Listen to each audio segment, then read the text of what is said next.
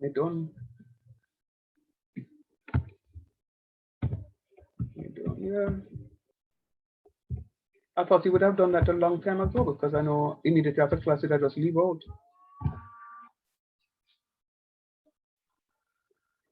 Oh, I think it's going to see the day before Teresa's class.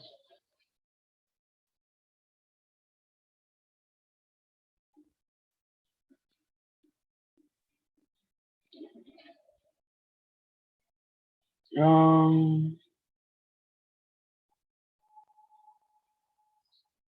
Oh, cool.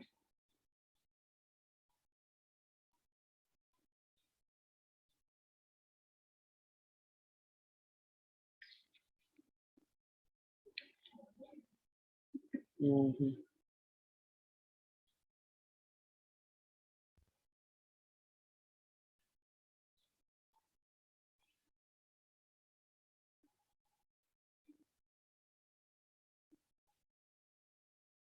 She must just keep her ass quiet here and make sure that she is on top of things.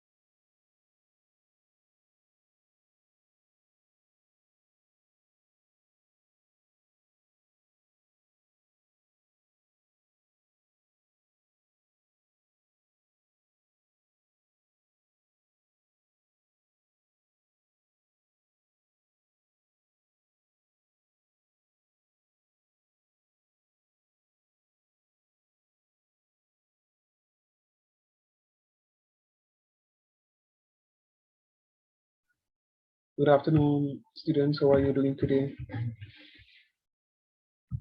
Good afternoon, sir. Doing fine. Doing fine, good.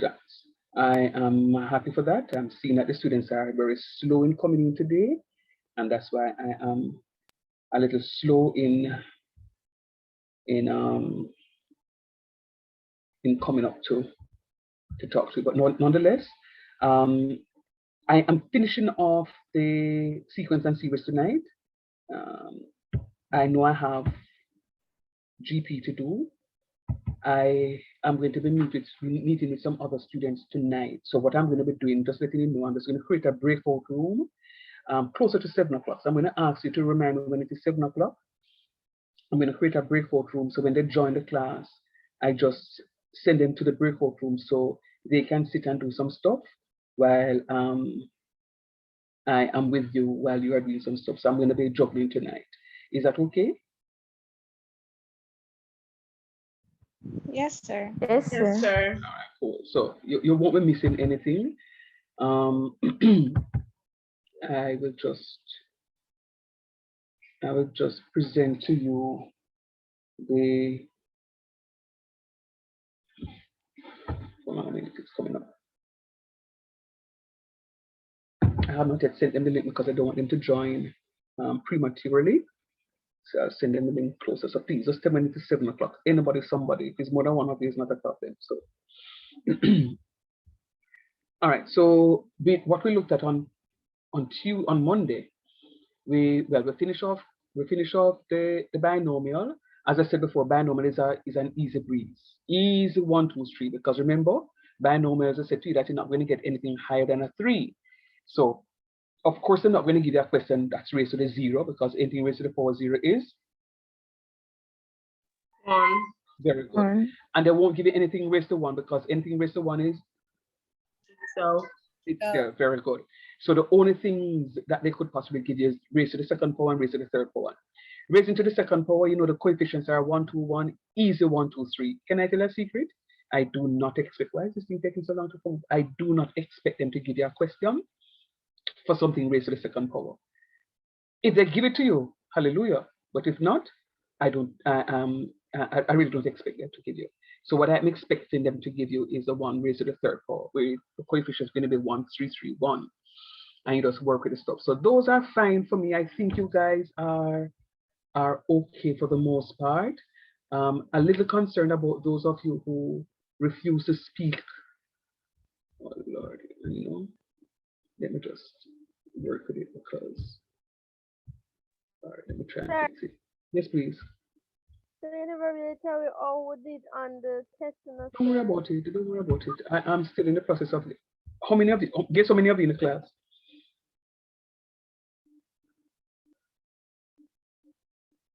Yes, no? So we said 30 something. Okay. It's about 29. I counted the last time. It's a whole of plenty of units. So it will be done. So by Monday you'll be having it. So I'm going through, and guess what? And you have to be a little lenient on with me because as soon as we finish this module, guess what will happen again? Yes. Another test. So you guys are going to be getting some of these periodic tests. So I have to be very mindful not to give you many questions because it's going to take a longer time for me to go through. But it is important for me to give you these continuous assessments so that you can know where you are and I can know exactly where you are. All right, so what I'm going to do as a little warm-up for class before I get into the meat of the matter, I am going to give you, I'm going to give you, Lord, I'm going to give you something to look through. It is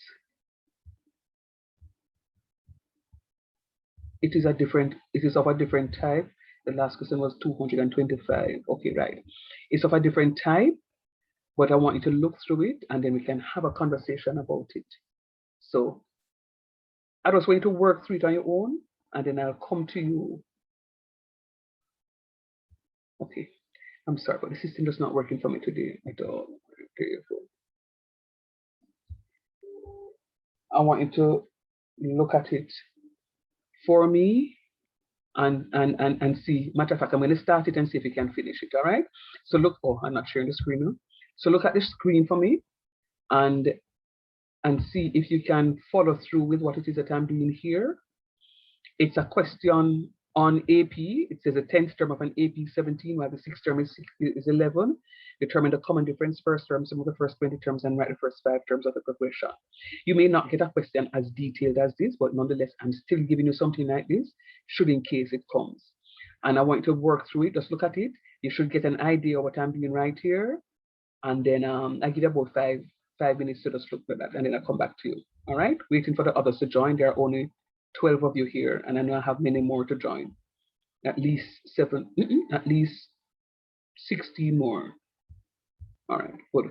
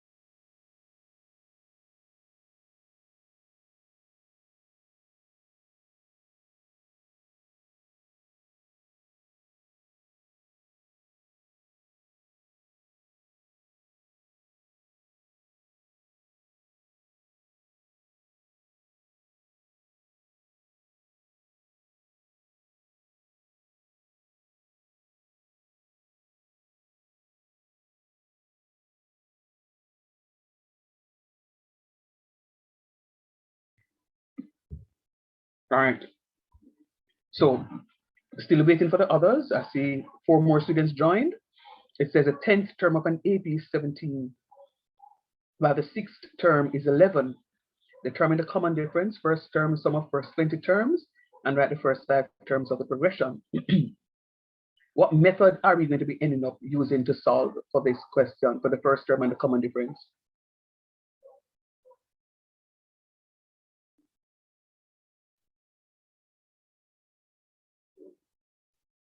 Hello? What method are we going to be using? Based on the solution that I projected, what method are we going to be using?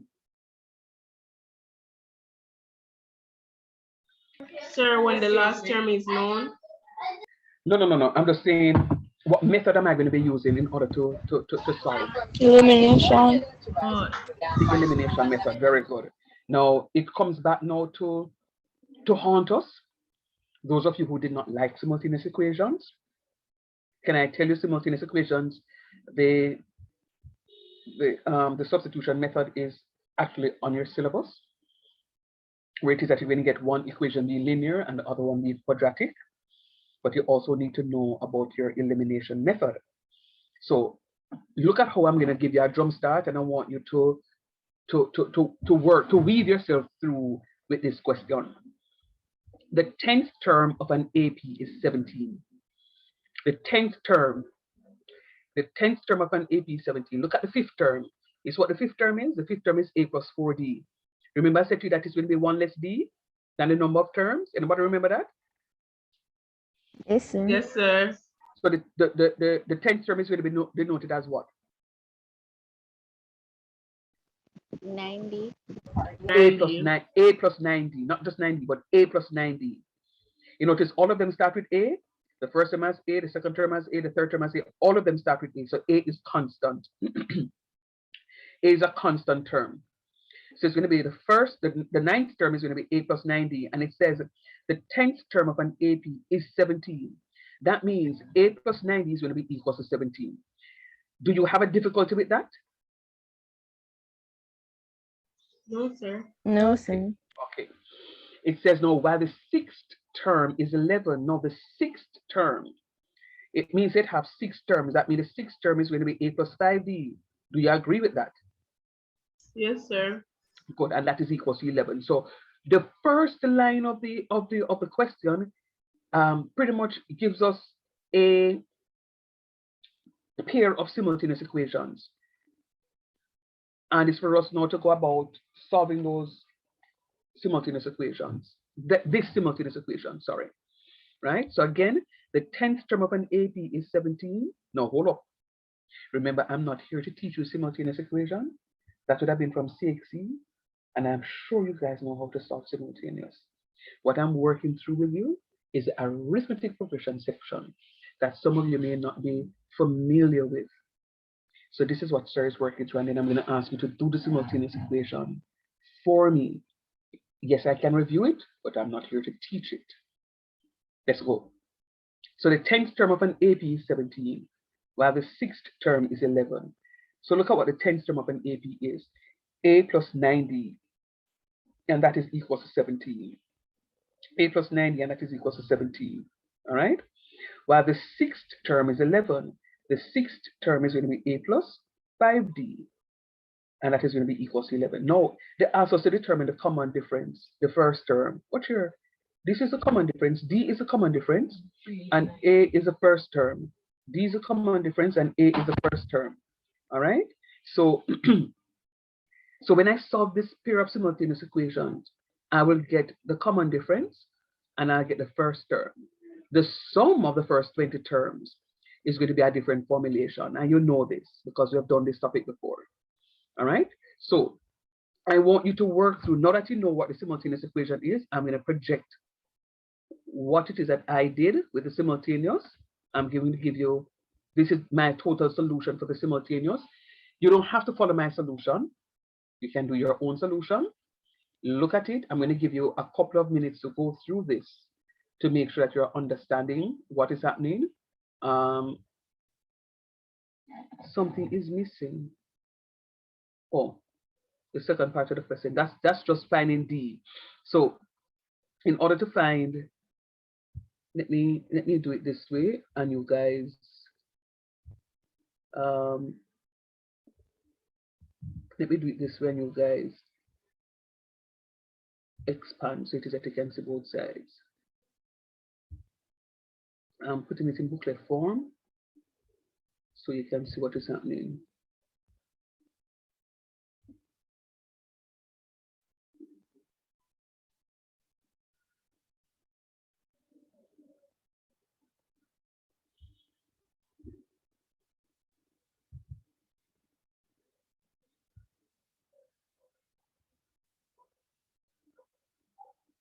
All right, so that's what the value of D is up here, the value of A is here. So this is a question.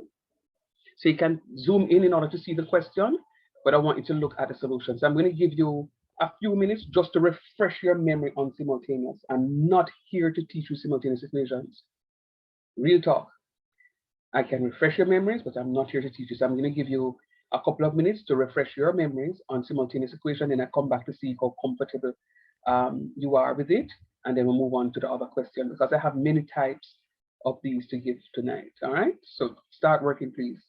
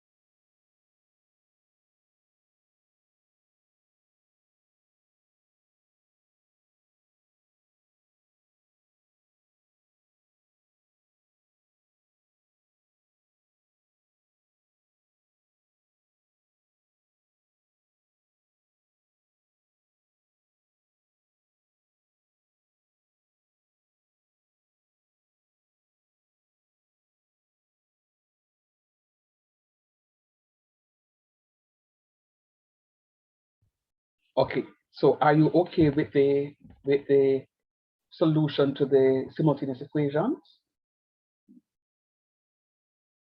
Yes, sir. Yes, sir. All right. So I'm hearing the same familiar voices that I know are following. I have no doubt. But what about those who are not unmuting to speak? Are you following what is happening? Yes, sir. Okay. Patrine, or you stay? Yes, sir. Okay, cool. Tatiana Green and Tatiana Davidson want to stay. Sir, I'm good. Very nice. Sir, Very nice. Foxy, what go on? Or you stay?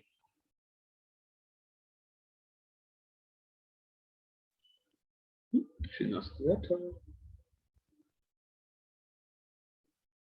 Nicardo Taylor. Who are you?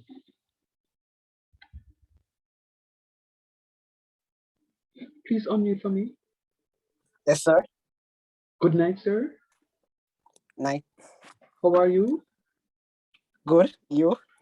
I'm doing very well, thanks. And how may I help you, sir?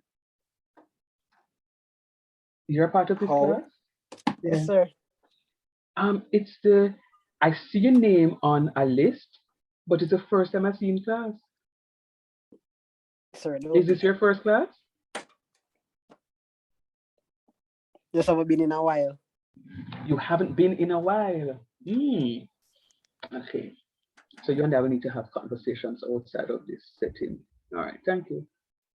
Yes, sir. Monisha, how you staying? Okay. Nice. Natty B, how we stay?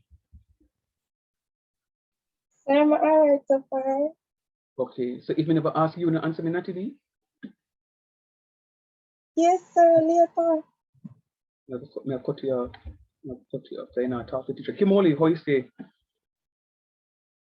sir, I'm fine.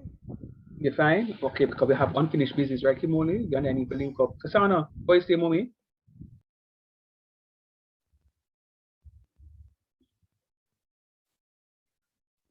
Okay, should now say. Nikki, how you stay?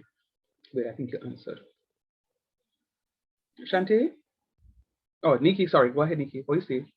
I'm alright. Nice. And Kamisha?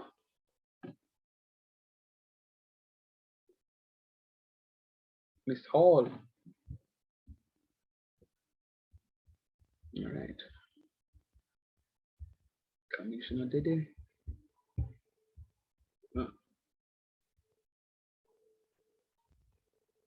All right. All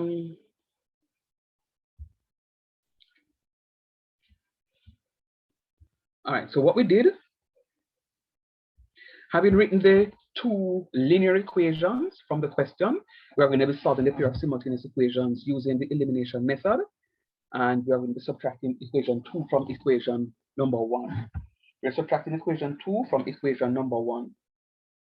So why are we subtracting equation 2 from equation 1? Because it is that I'm going to be eliminating my a's. So do we have to eliminate the a's first? No, you don't. But based on the fact that I'm seeing my a in the first equation to be 1, and my a in the second equation also to be 1, it suggests that that's the easier of the two variables to eliminate. It is the easier of the two variables to eliminate. So I'm going to be eliminating my a's. All right. Now, when I eliminate my a's, this is what I'm doing. I am subtracting equation 2 from equation 1. So I'm subtracting equation 2 from equation 1. So look at what is happening. All of equation 2, you see this minus sign right here? Because I'm subtracting equation 2 from equation 1. So what this says, every term in equation 2 is going to be affected by this negative sign. So what will happen? This negative 1 that I just factored out times a is going to give me a negative a. This negative 1 times positive 5d will give me a negative 5d. And the said negative 1 times a positive 11 will give me a negative 11. So I have just now made my equation 2 fully negative. And because I've changed it, I'm going to call it now equation number 3. All right, calling equation number 3. So now I see that both signs are opposite here. So because the signs are opposites, I'm going to be adding both equations. In adding, I'll be able to eliminate my a's. So now I'm adding a minus a plus negative a is 0. 9 plus negative 5 is going to be positive 4d. So 9d plus minus 5d is 4d. And 17 plus a negative 11 is going to give me positive 6. And when I divide both sides by 4, I'm going to get d to be equal to 3 halves. Hold on, sir. Based on what it is that you did in class,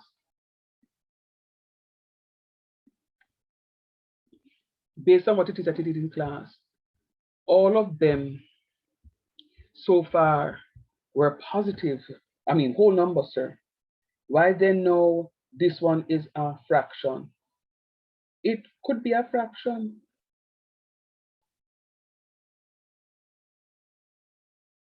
It could be a fraction.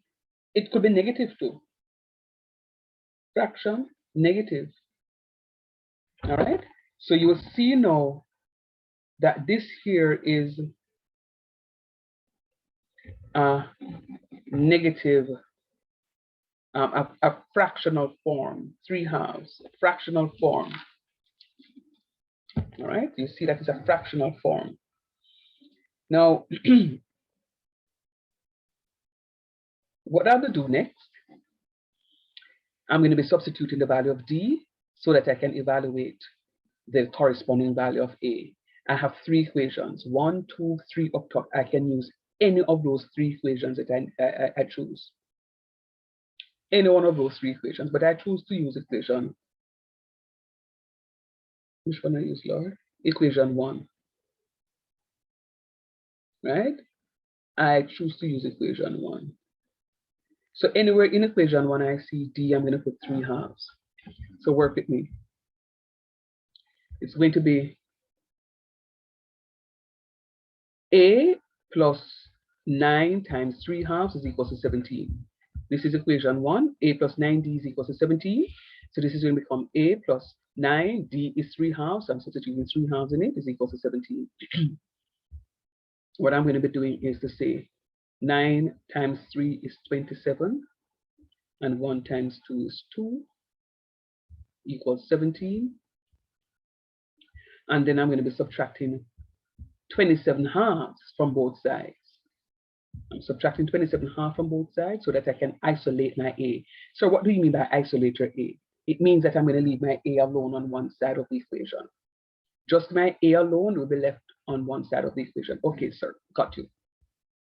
So this is going to be 17 over 1 minus 27 over 2. All right? So a is going to be equal to 17 over 1 minus 27 over 2. So what I'm doing here is to say, finding the LCM. What's the LCM between 1 and 2? 2, sir. 1 into 2 goes 2 times, and 2 times 17 is 34. That's why I got the 34 here. This negative sign I'm putting back here. Then I'm saying 2 into 2 goes 1 time, and 1 times 27 is 27. So now I'm going to be having 34 minus 27, and that is going to give me 7. So my first term is going to be 7 halves. Sir, I didn't know that the first term could also be a fractional number. Yes, it can be. Yes, it can be. All right. So my first term is 7 halves, and my common difference is going to be 3 halves.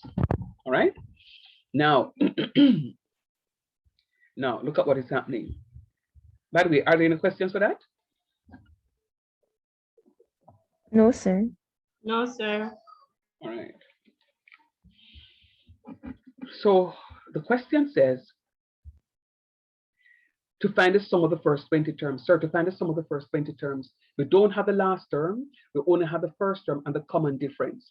And we know n to be the number of terms. So, sir, we're going to be using Sn is equal to n over 2 times 2a plus n minus 1 times d. You need to know the formulas. See them here? Sn is equal to n over 2 times 2a plus n minus 1 times z. Why are we using this formula? Let me see if it is that you remember.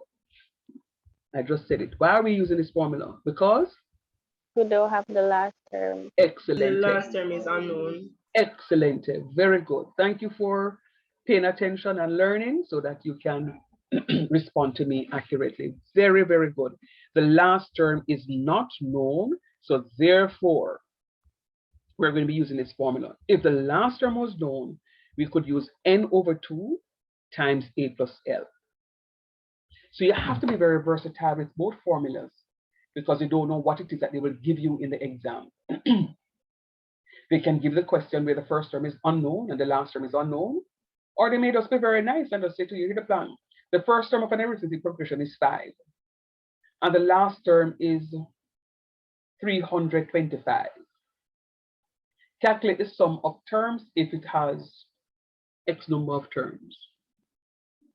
You say A plus L, them tell it has X number of terms, and you put that X number, say them have 10 terms, and you put 10 over 2 times A plus L, 5 plus 325, and you work out the sum. All right? It's very, very, very important. So if you're given the last term and they ask you to find the sum, it's going to be A plus L.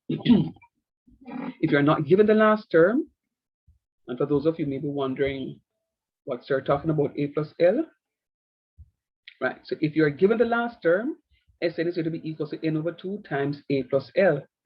But if you're not given the last term, you're going to be using, allow me to bigify this for you, because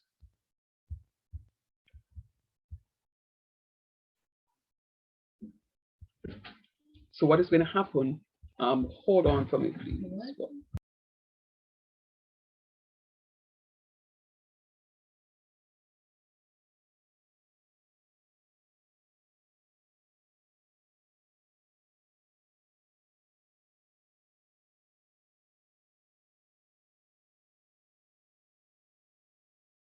All right, so if you look at it, Sn is going to be equal to n over 2 times A plus L.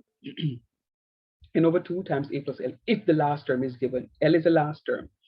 If the last term is not given, we're going to use n over 2 times 2a plus n minus 1 times z. So where we get a formula here from? Remember we did it last time? This is the last term formula. A plus n minus 1 times z. We're substituting this formula for L. And when we do that, we're going to have this A plus this A to give me 2A. Then I'm going to have n minus 1 times z. See here? N minus 1 times z. So this formula is a derived formula. So technically, there are only 2 formulas for arithmetic progression. The other formula is derived. Let me show you again. Let me spotlight this thing so that you guys can see what is happening.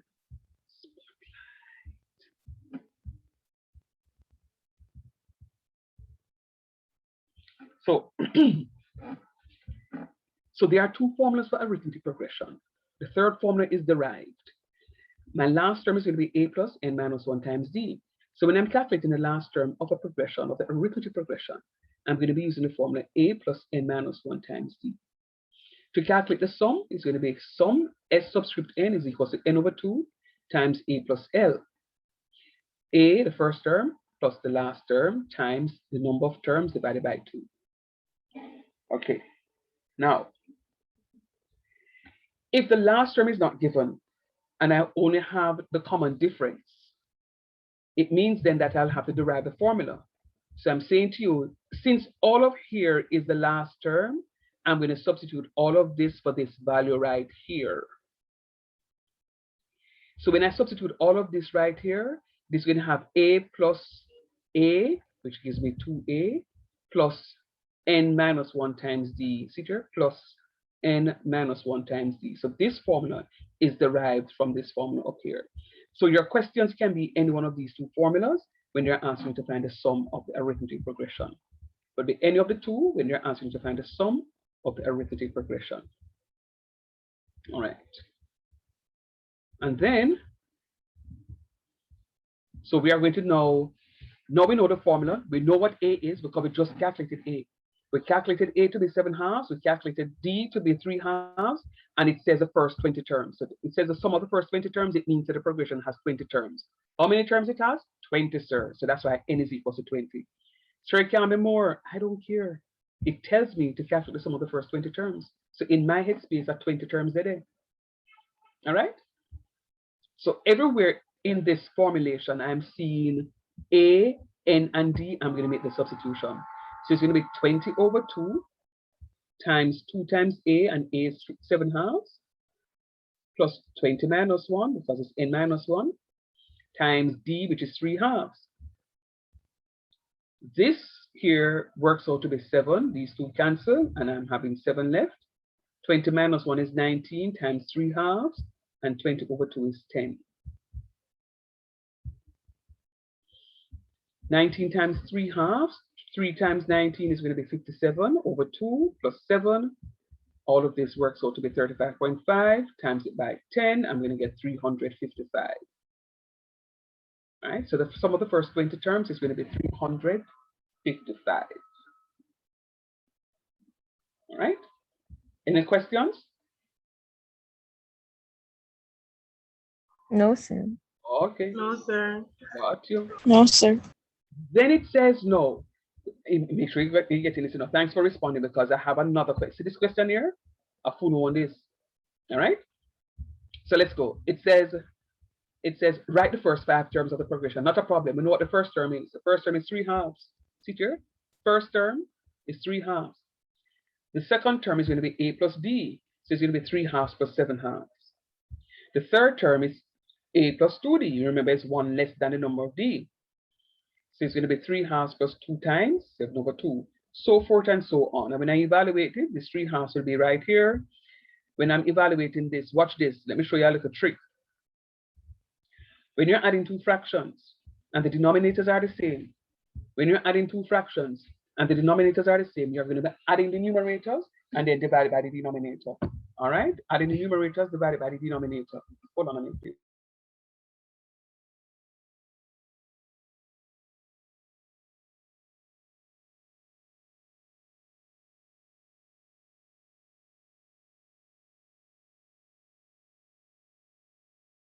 So what is happening here now is the denominators are the same. So I'm adding the numerators. So 3 plus 7 is equal to 10. And then I'm putting back the denominator, just one of the denominators, because both of them are the same. So I'm going to have 10 over 2, which is 5. And that's why I get the 5 right here. Let's try this one on our own. This 2 times this one is 2. So it means that the denominator for this section is 2. And this one here is 2. So I mean both of them will be 2. So all I'm doing is saying 2 times 7 is 14. 14 plus 3 is 17. 17 halves. See it right here, so? Let's try this one. 1 times 2 is 2, but this denominator is also 2. Okay, sir, I can just go ahead and just add the numerators. 3 times 7 is 21. I have to multiply that because this is 3 over 1 times 7 halves. So 3 times 7 is 21, and 21 plus 3 is 24. 24 divided by 2 is going to be 12. That's why I get the 12 right here. And then the final one now says, again, this is 1 times 2 is 2, and the denominator here is also 2, and 4 times 7 is 28, and 28 plus this is 31, so we have 31 half. And that's why I get the 31 half. This is 1, this is 2, this is 3, this is 4, and that's my 5th term. So I'm going to have my 5 terms. Fair enough? Sir, do that again, please.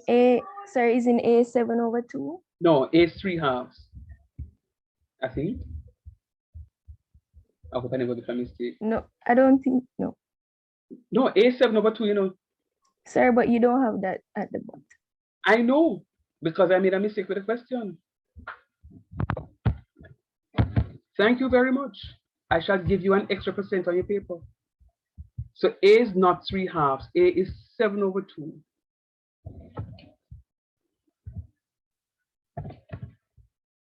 A is 7 over 2. And you hear me talk confidently? Wrong and strong, you know? Sure, no. 7 over 2. That's supposed to be 3 halves.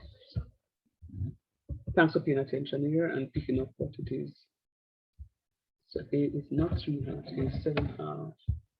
And this one is going to be 3 halves. And A is going to be 7 halves. And it's going to be 3 halves. these things will happen, you know, especially when you're trying to be thorough. All right, check it with me now. A 7 halves, 7 halves, 7 halves, 7 halves, 7 halves. Then 3 halves, 3 halves, 3 halves, 3 halves. Then this is going to be 1, that's 2, that's 3, that's 4. Okay, so we need to fix up this now. So this is going to be 7 halves. All right, so let us work. Don't watch this black box here. It's just my tapping tool. So let's just work this through together now. So the denominators are the same, and then we're going to add up. Oh, this one don't change. So 7 plus 3 is 10. 10 divided by 2 is 5. So the 5 remains the same. Let us try this one now. 2 times 1 is 2. So the denominator for this side of the plus sign is going to be 2. And over here it says still 2. But 2 times 3 is 6. 6 plus 7 is equal to how much? 13. 13. All right, so it's going to be 13 halves. You're not seeing the answer yet because I am typing. All right, so that's 13 halves of this one. Let us try this one here. Remember, 1 times 2 is 2. So it's the same denominator as this one. So we're just going to be adding the numerators. So 3 times 3 is 6 again. No, 3 times 3 is 9, don't it? Jesus. Yes, sir. And 9 plus 7 is how much? 16. And that way give me 8, don't it? Yes, sir. Yes, All right, sir. and 4 times 3 is how much? 12.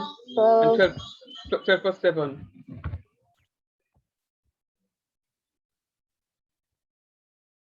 84. 84. Oh, plus 19. 19. Right, so we have 19 halves. So this is what the answer is going to be. Thank you very much for your keen eyes.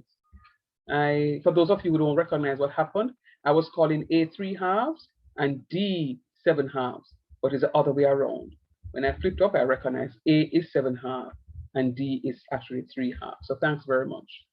I love it when a teacher makes an error and the student corrects that teacher. I have no qualms about that. I don't feel no way. I need to make more mistakes deliberately or otherwise to see how many of you are following. Very nice. Love it. Love it. All right. So this is just one type of the questions that they can possibly give to you. I am going to, let me ask a question. Do you understand what happened just now? Are you seeing what happened just now? Yes, sir. Yes, sir. Yes, sir. Good. So I'm hearing the yeses. All right, I'm going to project one just for you to try on your own. It's no biggie. It's no biggie. Try that on your own for me, please. It's very similar to the one that we did before. Do you want to just screenshot this piece of the question so that I can, let me see what happened. I like to project the question so that you can see what is happening with it. But this one now we're putting it because it's showing you the answer and I don't want to see the answer. So you want me to just, can you just screenshot this question for me, please? Question number 4. Screenshot question number 4 for me, right there. Or take a picture of it, whatever it is. Take a picture of this question and let me. Sir, Yes, please. I can't screenshot the question. Can you take a picture of it? I can't take a picture of it. Don't have any space on my phone. Oh, you know. All right. Start working then. You think you remember what to do, Cassandra? Cassie? Yes, sir. You think you remember what to do? The Rem- first thing you're going to do is to write what the information that is given. It says the 15th term of an AP is 50, while the 9th term is 29. Write those. You will see what is happening. You are going to get a simultaneous equation. You solve the simultaneous equation, find the values of A and D, common difference and the first term, and then you ask you to find the sum of the first 12 terms, and then you can write the first 5 terms of the progression. So it's 4 things I want you to find. So start for me, please. I'm giving you a couple of minutes and then I chime in after. I'm right here, but I'm going to give you a couple of minutes and then chime in. All right?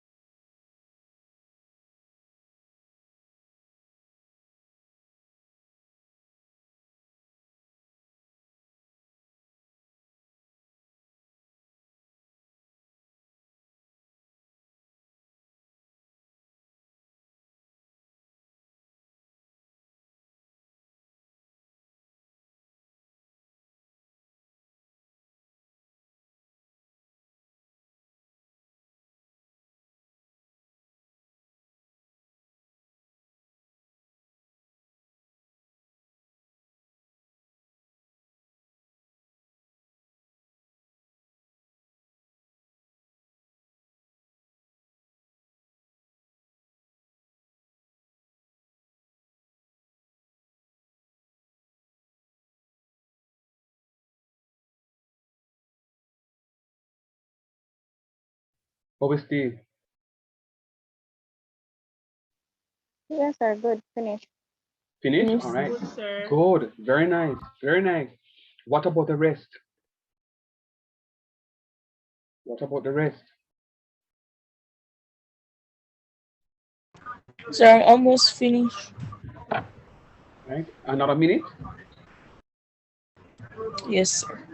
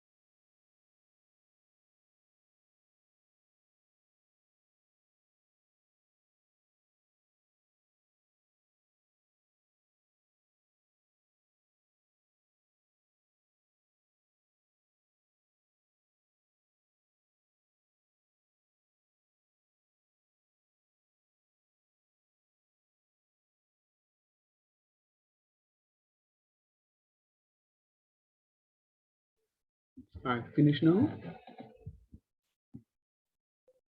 Yes, sir. Yes, sir. Number straight here. I'm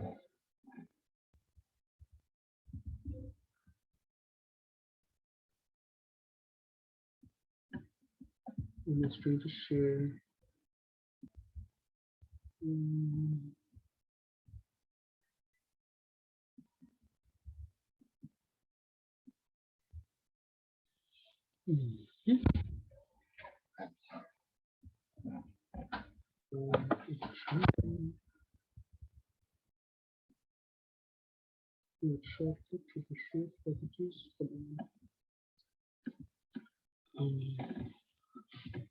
Trying to share something here with you. New share.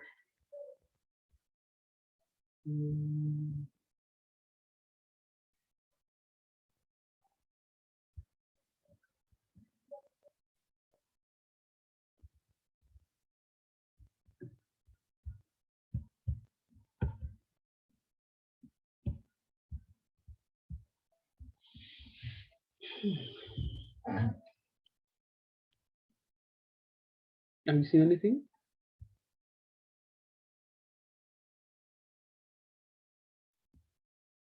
Sir, it's showing your USB camera. Okay, that's what I'm trying to share. I want to write something and show you, but it is.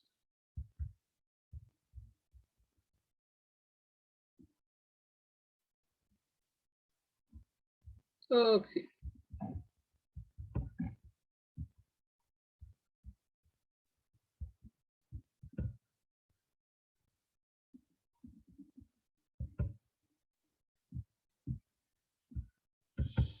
Oh, come on.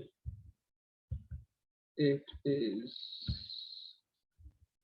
All right.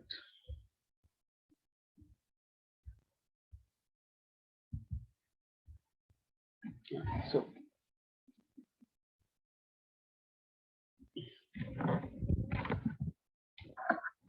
that won't work. I wanted to write for you.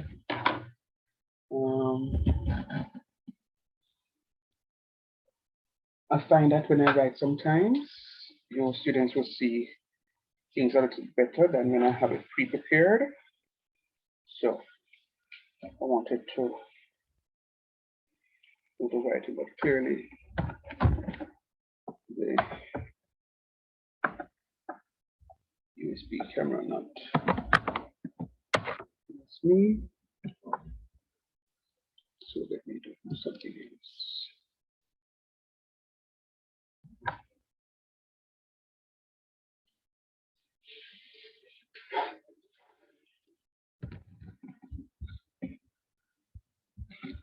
Oh Lord. Give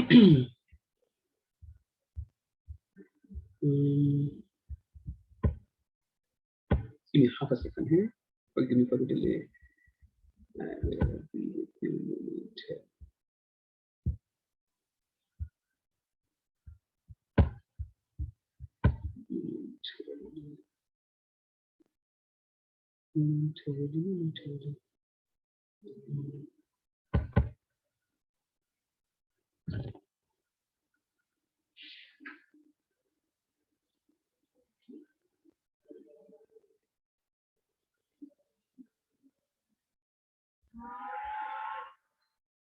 I really hope in the meantime though that you guys are following. Remember, if you're not following,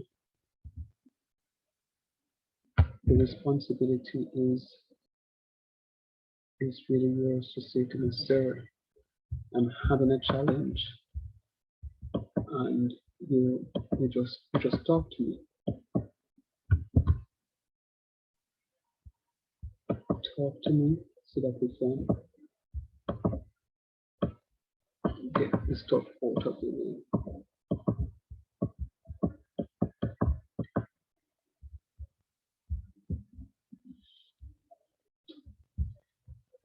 I don't know what I'm saying.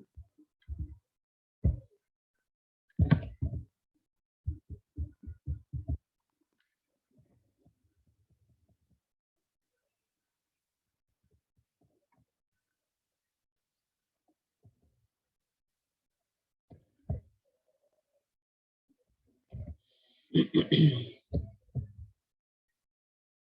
there anybody with a question? Any difficulties so far? Anybody wants to share anything with me before I move on? I don't want to move on, and then you guys are. Go ahead. I hear that question. Go ahead. Who was that? Sir, I didn't really know which term that I should have used, but I Mhm. used something same way I went through it throughout the process, but I don't know if it is right, if it's right or not. Because if the starting was incorrect, that means everything else are wrong. Talk truth. Yes. But all right. I'm sharing in.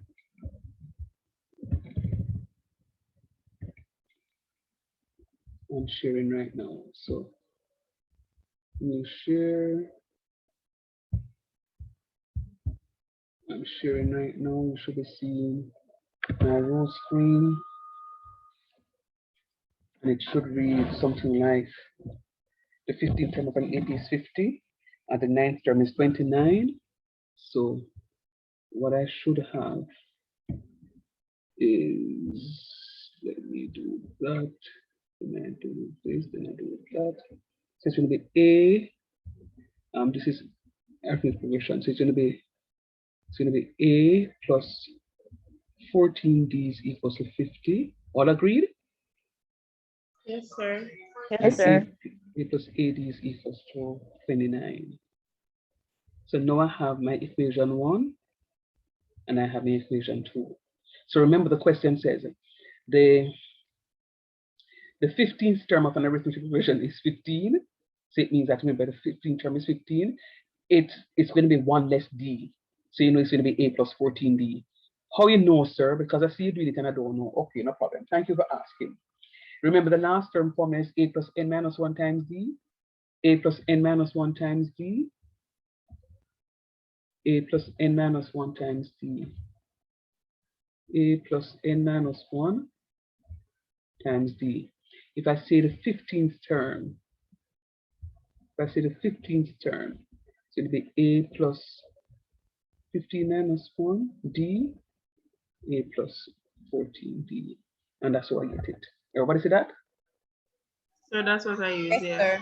Very good.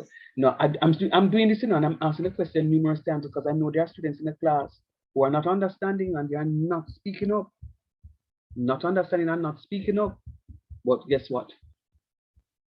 There's going to come a time when I'm not going to be asking, are you understanding? Are you understanding? Because the onus is going to be upon you to say, sir, I am not following. There's going to come a time when I'm going to stop asking that very question. Are you understanding? Are you understanding? All right, let's go. So I'm going to be solving this pure simultaneous. Go ahead. Some lost. Where is it? You lost with what? What I wrote in red? Yes, sir. Now I'm saying to you, how we get the A plus 14D is that the question says this, the 15th term. Now I'm using the last term formula, A plus N minus 1 times D. If I'm talking about the 15th term, it means that N is 15. So I'm going to have A plus 50 minus 1 times D. And 50 minus 1 is going to be 14. So I'm going to have A equals 14D. Sorry, A plus 14D. And that's why I get the A plus 14D. And it said that all of that is 50. So I just set it equals to 50.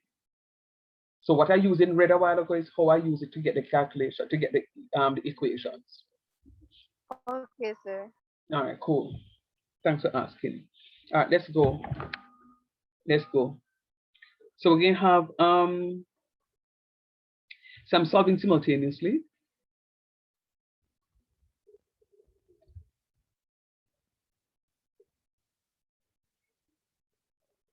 I'm solving simultaneously.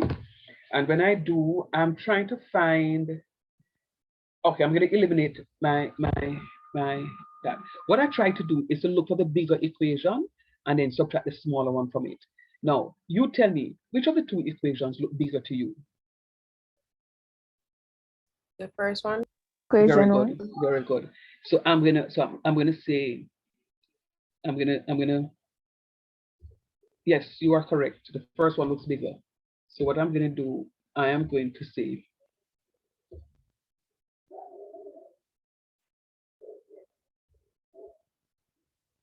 subtract is going to be 1 minus 2.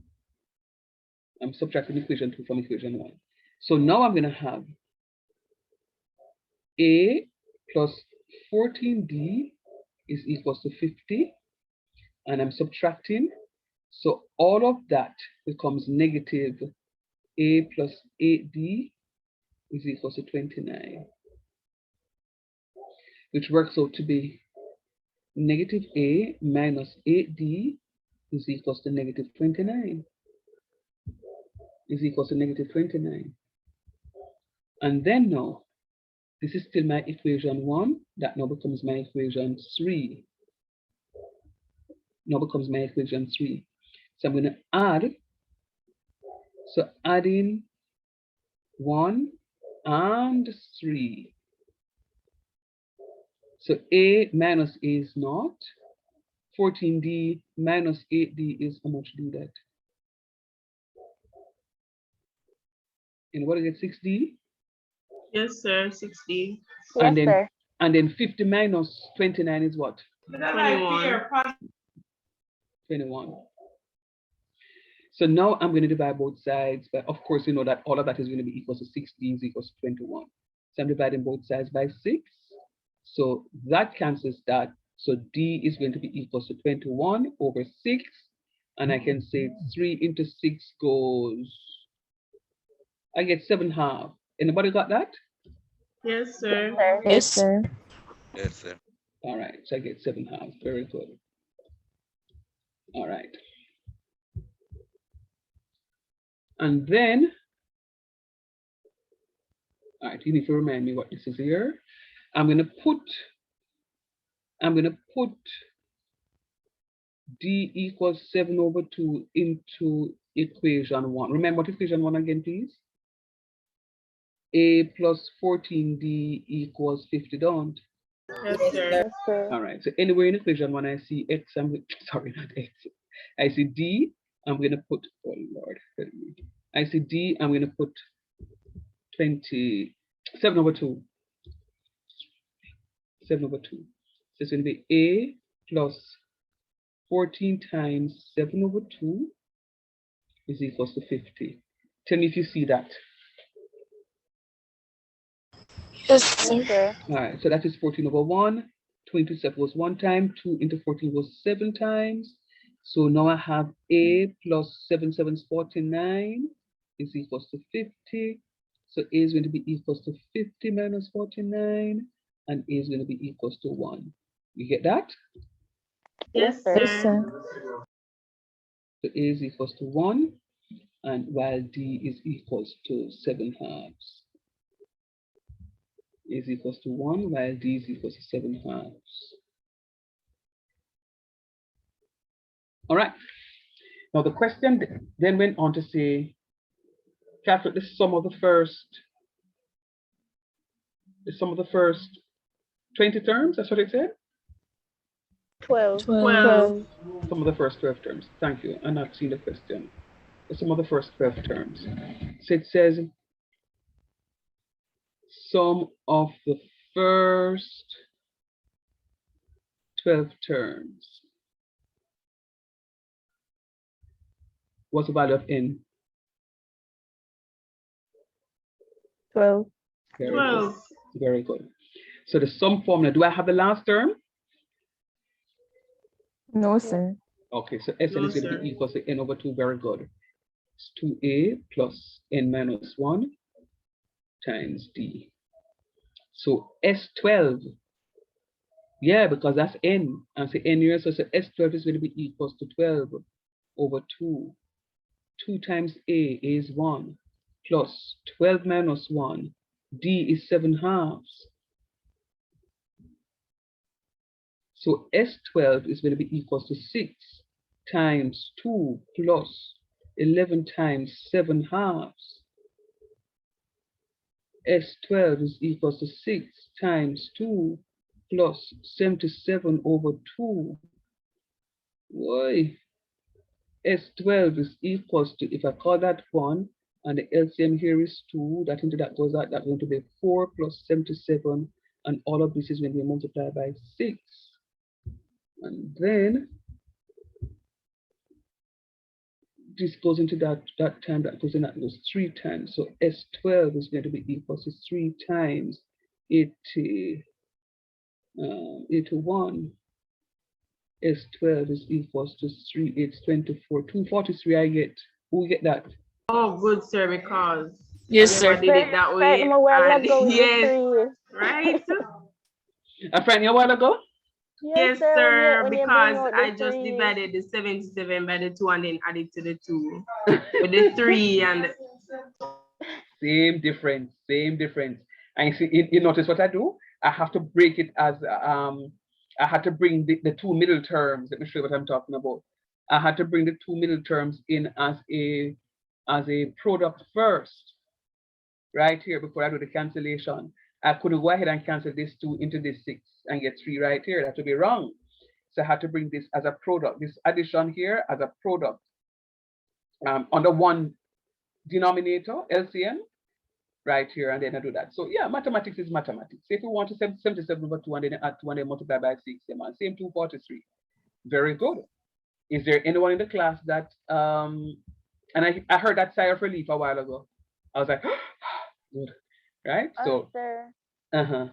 It's 7 o'clock. Oh yes, thanks. So what I did while I was talking to you, I told them that, my class going very nice. Thank you very much, honey. I said to them that my class going very nice. So let us meet at 8:30 because I want to miss it in.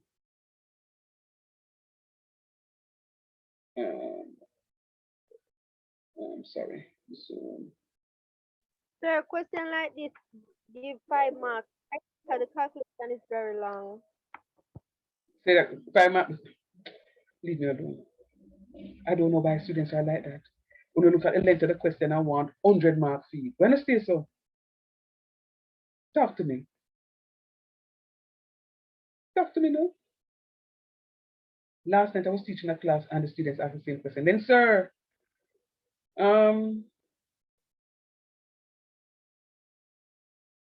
much mark for this? Just do the question. You don't worry about it, man. Yeah, the question's long. When you look at the math, integrated math paper, it's like a booklet that you get because, yes, please. Could you check the chat, please? Okay, thanks. We'll do.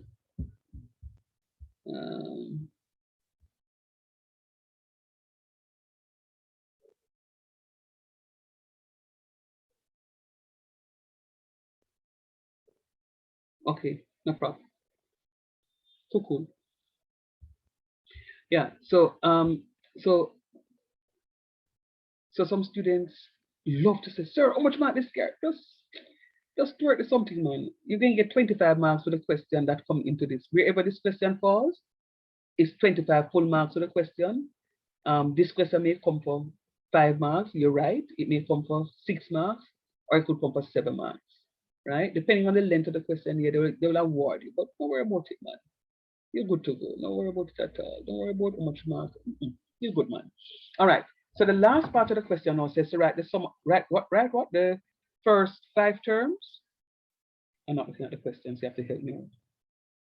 Yes, sir. The first 5 terms. sir. So, boy, never mind. The first 5 terms. A is equals to 1. That much I know. Then the other 7 over 2. and okay. Then you're going to be A plus D. It's going to be A plus 2D. That's the third one. The fourth one is going to be A plus 3D. I was doing this so that I can help out somebody. Then the fifth one is going to be A plus 4D. All right. And let me just call this A. And we know that our A is like a D. And we know that our A is, we know that our A is 1.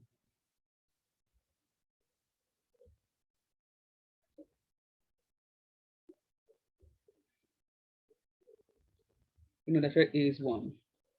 So that is going to be 1. Come on. And A is 1. The common difference again was what? 7/2.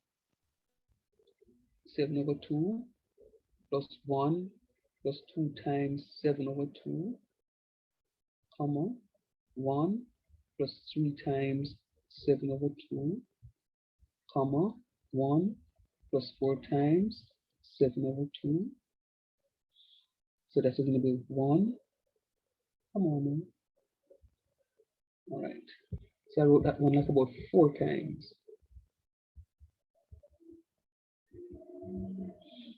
Let's try again.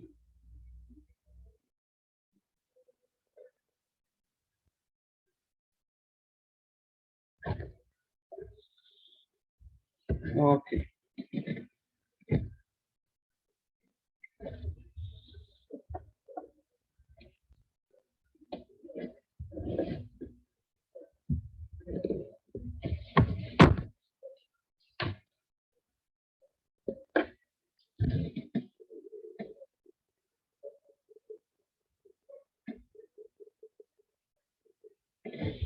All right.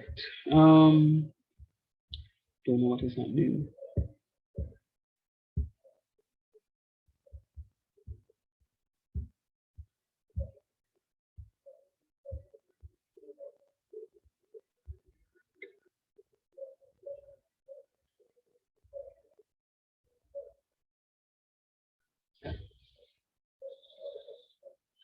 Okay.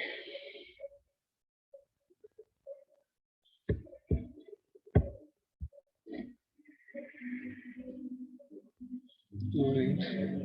Can I figure it out? This bucket is preventing me from doing. Come on.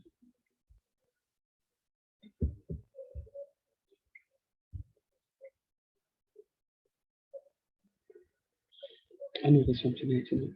Everything. The document camera not working. No. Writing pad not working.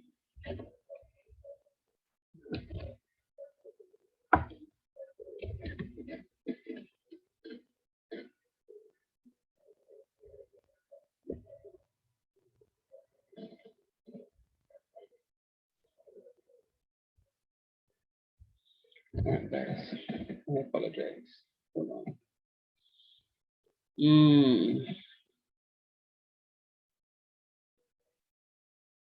Why me love?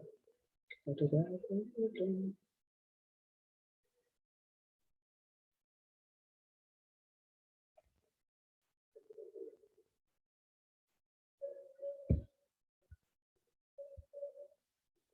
So why did I think?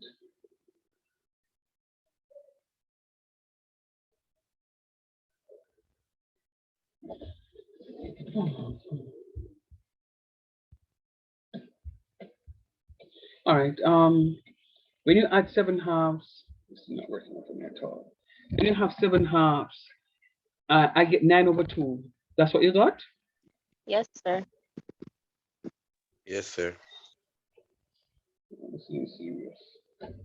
Let me try another connection and see if it will work.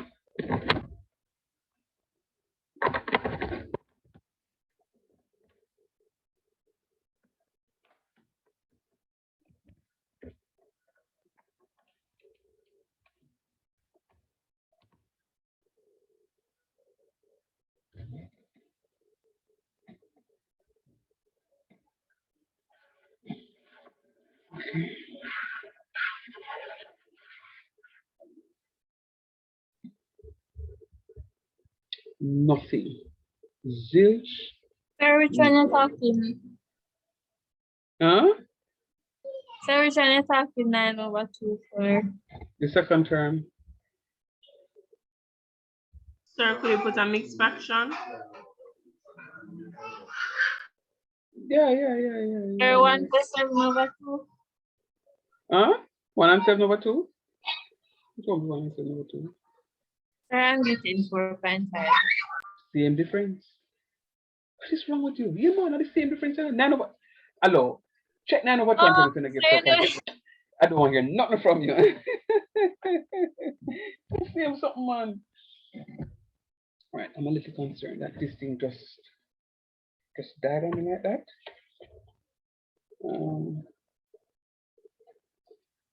No little warning. You just gone, sir.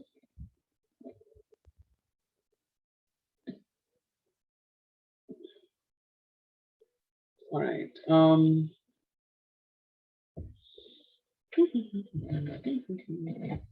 just want to finish up this question. All right, so this is going to be, it's not going to write properly, but that's going to be 1. And this is going to be 9 over 2. You know, right better than this with the stuff here, guys. Sir, Yes, please. isn't that 8? 7 plus 1, 8. Third term is 8. Oh, And then that one is going to be 3 7 21, 22, 23 over 2. yes, sir.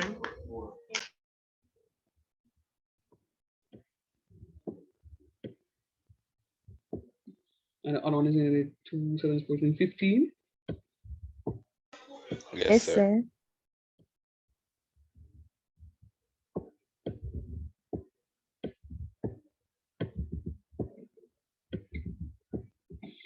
All right. That's the end of this writing title for the night. It just decided to. No, I hope it's not dead. I don't think I get my money's worth out of it yet. Yeah, so that's what that is. So it's going to be 1, 9 over 2, 8, 23 over 2, and 15. Any questions? No, sir. Are you okay so far? Yes, sir. Yes, All sir. right. Yes, sir. What I'm going to do, I'm going to move into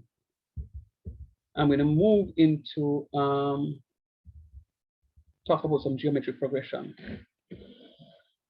So very good. I'm happy that you guys have gotten that.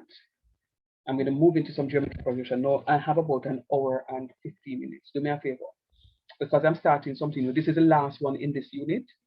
I'm going to give you, I'm going to give you 3 minutes to go and stretch, go to the rest bathroom, drink some water, and come back in 3 minutes time, please. Just take a 3 minutes break so we can just run it for the next hour and 15 minutes to just get the geometry progression out of the way.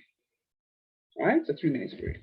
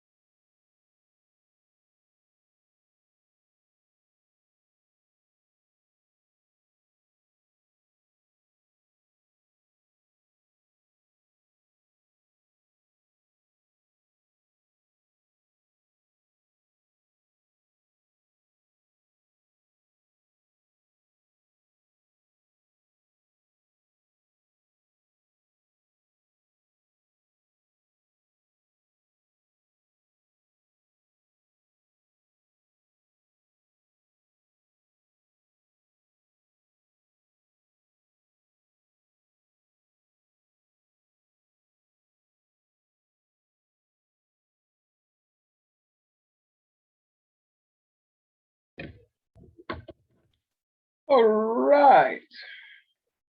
So now, being back fully stretched, let's go. Let me get rid of this.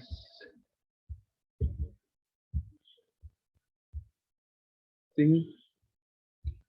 I'm stop sharing and re-sharing. All right, so geometric progression. I don't want you to work with me. No, you should be a little refreshed and let us go. So for the geometric progression, similar to that of the arithmetic progression, we have A to be our first term. R is going to be common ratio. Now, for the geometric progression, for the arithmetic progression, we had a common difference.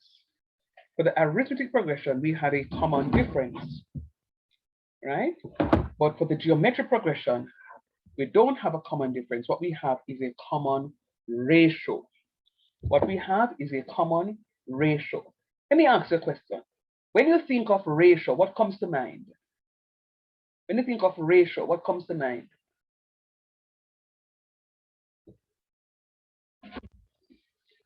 More than one. Okay.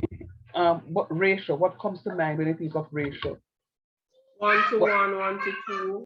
Okay. What else comes to mind?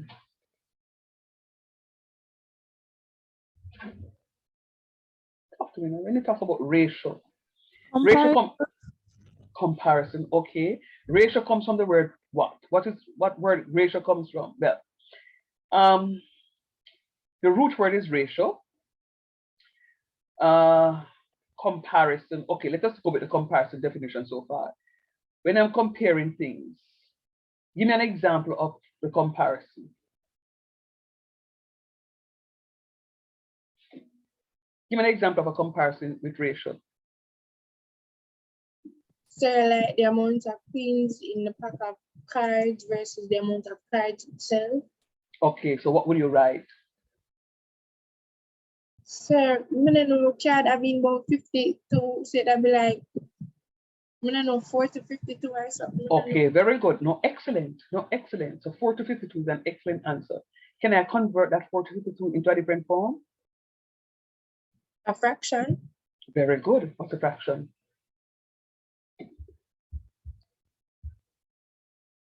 Talk to me now. What's a fraction?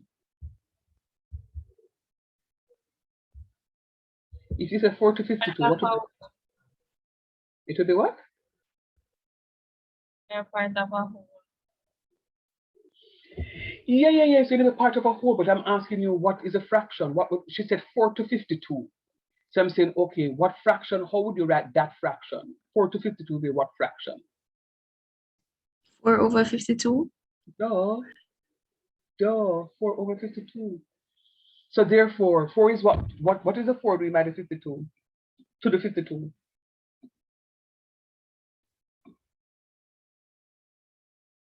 Dividing. Very good. So when I speak about ratio, what we are talking about is a division. So think division. So in this case, when I talk about common difference, what the last word suggests that we are doing, difference suggests what? Subtraction. And did we subtract to find a common difference? Yes, sir. Okay, Yes, sir. very good, excellent answer. So now we're talking about a common ratio. So therefore, the last term suggests that we need to do what to find a common ratio? Divide. Very good, excellent. Now let me just pause and just say something here. You know, mathematics is a language. It is a language, just like when you have English language, and just like when you have POB, and just like when you have chemistry. You man, anything talking chemistry, anywhere you go in the world, they understand it because it's a chemistry language. Anywhere at all you go to Timbuktu and you speak mathematics, they will know what you're talking about because it's a language. It's a language. Now, so my common ratio, so what it is that you're talking about is when you use a language and it is so interconnected with the English language too, you can actually use the English language to help you to understand some of the terminologies that we use in the mathematics. So when we're talking about the common ratio, it means that we are going to be dividing something in order to find the common ratio. All right, so let's go. And of course, L is similar to the common difference to the arithmetic progression, where L is the last term, A is common. The only thing that is different so far is the common ratio. N is very similar, the number of terms. Okay, hold on, sir. Because me I see 3, 4 formulas here, sir. I see 1 right here, so 1 right here, so 1 right here, so 1. So much formulas, sir. When we had only 2 for arithmetic progression, and the third one was derived. Why does one have so many? All right, let's just check. The last term formula is going to be AR to the n minus 1. For the geometric progression, the last term is going to be AR to the n minus 1. AR raised to the n minus 1. All right? And my sum here is going to be A times R to the n minus 1 over R minus 1. If R is greater than 1.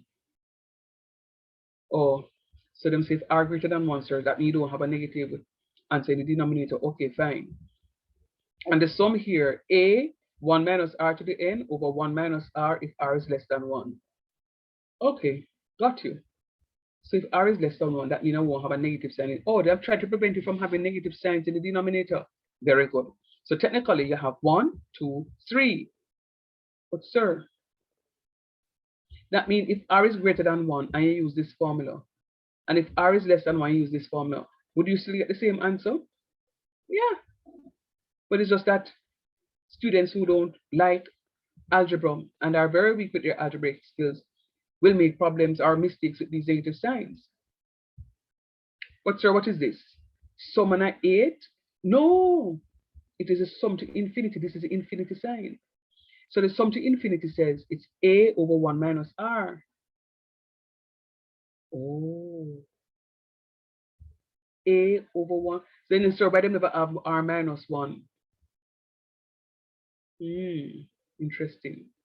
The answer to that is, see, 1 minus R, 1 minus R. In order for me to use the sum to infinity, the value of R has to be less than 1 for the sequence or the series to converge, for me to find the sum to infinity. So I can't ask you to find the sum to infinity if the value of R is greater than 1. Does not work. The value of R has to be less than 1 in order for the question to ask you to calculate the sum to infinity. So if you are calculating and the value of R is greater than 1, there's no way they can have a follow-up question to say calculate the sum to infinity. That don't make no sense. Once you get R to be less than 1, they can always ask you to calculate the sum to infinity. They can always ask you to calculate the sum to infinity.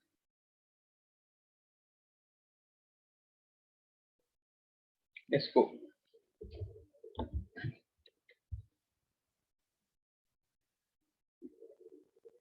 So the first term is going to be denoted A. The second term is going to be denoted AR. Sir, why there is a multiplication here? Okay, press pause. Let's go back. How do I find the common difference again? By doing what? Subtracting. Very good. You're by subtracting. And you recognize what's the opposite of subtraction? Addition. Very good. So you recognize when you find the terms in between was A plus N, A plus D, A plus 2D, A plus 3D, and then the formula is A plus N minus 1 times D? Yes, sir. Good. Now this one, I said to you that in order to find a common ratio, you're going to divide. And the opposite of division is? Multiplication. And that's why these terms are being multiplied. So you see how they interrelate? So they interrelate beautifully. So because in order to find a common difference you are dividing, it means that the first term is going to be multiplied by the common ratio in order for you to get the stuff. Because the first term was being added to the common difference, it means that in order to find it, you have to subtract it. All right, undo the process. So let's go.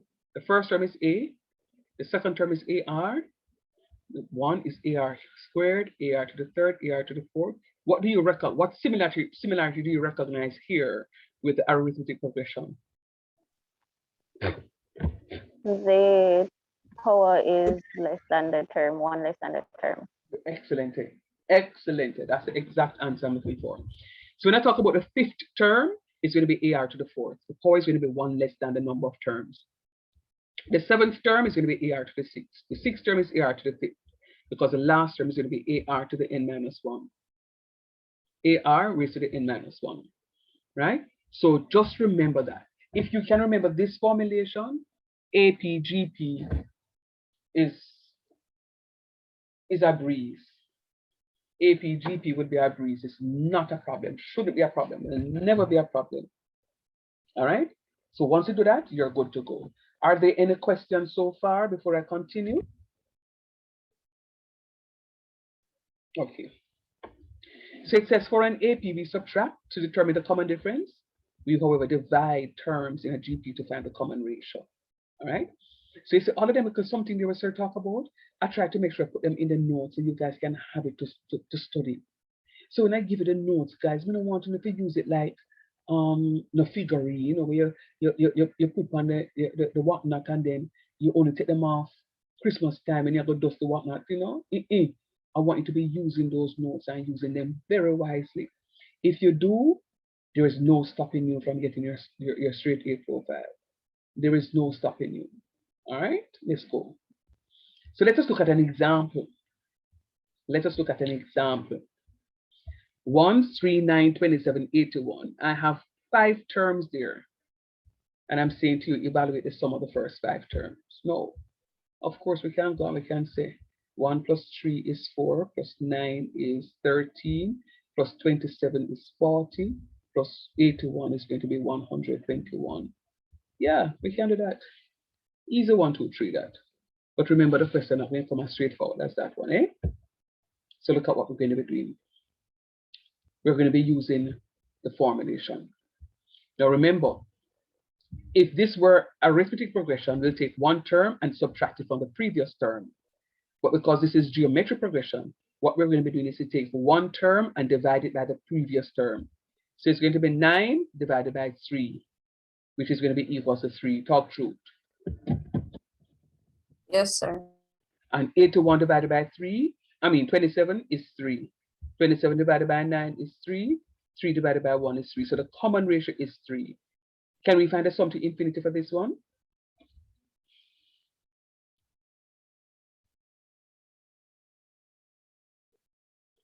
The common ratio is 3. Okay. Why can't I? Less than 1. Very good, because the common ratio should be less than 1. Now, it's why I asked the question. I asked the question because I spent quite a bit of time doing this just now, and I wanted to see how many of you were listening to what it is I'm saying. I do see a lot of things when I'm teaching, and I teach by repetition. So you will hear me say things over and over and over again. It's not that I'm a broken record or a stop, or I don't know what it is that I'm doing. I'm being very deliberate in repeating it. You learn by repetition, so therefore I teach by repetition. All right, let's go. So now we're calculating the common ratio. So we got R to be equal to 3. So how we do it again? We take any term and we divide it by the previous term. So 27 divided by 9 is 3. 9 divided by 3 is 3. 3 divided by 1 is 3. And 81 divided by 27 is 3. Now, once you have the common ratio should be common right across the board. You shouldn't have the common ratio work out to be 3 right here, and then when you work out something else to get 2. That is not, the question will not be in sequence or series. Similar to that of the arithmetic. So any term, any random term you take and subtract it from the previous term, you're supposed to always get the same answer, because you're saying that the sequence or the series is in arithmetic progression. Any term you get and you divide it by the previous term, you should get the same common ratio as many times as you do the calculation in the sequence or the series. Why? Because it is in geometric. So it can't be 3 this minute and next minute is 2. You know, like when you have some friends, them friendly this minute and the next minute them not friendly. And that's why it's called a common ratio. Common means say, every time you do it, at the same something come up. At the same something come up. All right, so let's go. So A is 1, yes. How we know A is 1? Because A is the first term. It doesn't matter what the first term is. The first one that they write down is the first term. It doesn't matter what it is. A is the first term. How many terms? Find the sum of the first 5 terms. So you can assume that it has 5 terms. And we just work out the common ratio. And the common ratio is going to be 3. So in order to calculate the sum, we're going to be using this formula. Why this formula, sir? Because R is greater than 1. R is greater than 1. So we're going to have A times R to the n minus 1 upon R minus 1. So all you do, normally when I do these questions, guys, and this is where I want to get to, I normally write the formula so the examiners know that I know the formula. So in case I make a mistake with the substitution, then they say, wow, consequential error. The student know what the student is doing, but the student made an error right here. All right? So I write the formula. Let me know when I write. And I'm going to substitute. This is going to be 3 to the 5th power. 3 because it's R. R is 3. So all I'm doing is substituting. N is to the 5th power. So it's 3 to the 5th power minus 1 over 3 minus 1. See it here, sir? 3 to the 5th power minus 1 over 3 minus 1. And then A is 1. So I have my 1 here. And then N is 5. So I put my S5. So now I have successfully substituted all my unknowns with the exception of this one, of course, that I'm evaluating, S5, into my equation.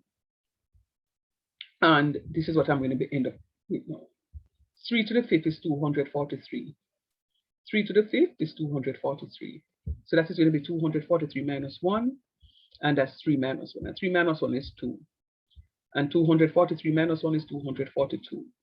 So 242 divided by 2 is going to be 121. And 121 times 1 is 121. But we would have gotten our 121 from just adding all of these numbers as a quick check. As a quick check.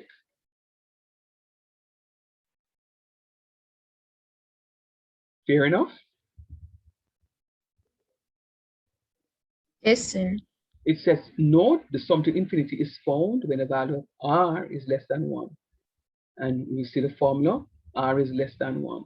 So please note, the sum to infinity is that. And let me tell you how we get this formula. I try to explain this right here. So recall that the sum formula is going to be R to the n minus 1 over R minus 1 times A, if R is greater than 1. And you reverse, you flip this, put this over here, son, put it over here, you know, to get this one here. You're actually multiplying by a negative sign. Hold on a minute, please, guys.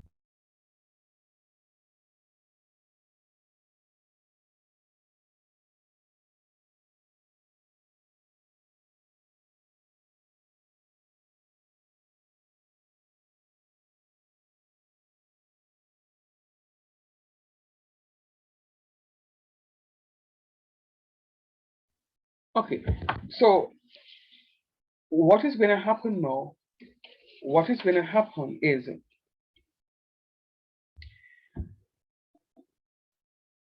when n is large, when n is large, when n is large, then R to the n approaches 0. R to the n is going to approach 0. And it's going to reduce the formulation to A over 1 minus R, which is a formula for the sum to infinity. Which is a formula for the sum to infinity. And that's how they get the sum to infinity. The formula for the sum to infinity is a reduction of the sum formula. Right? Now, please note that the common ratio cannot be equals to 1. The common ratio can't be equals to 1. Geez, why can't the common ratio be equals to 1?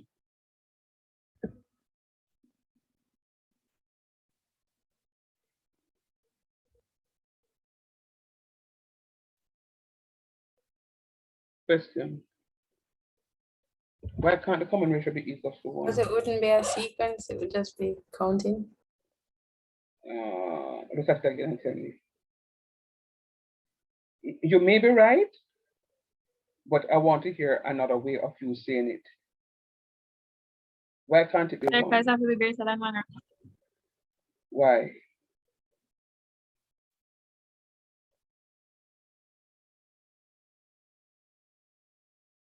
Talk to me why. Said the two equation to the be usable. Will be, will be what? Wouldn't be usable Why? because one stages has to be greater than one and the other stages has to be the same. So if it's one, you cannot use either of them. Why?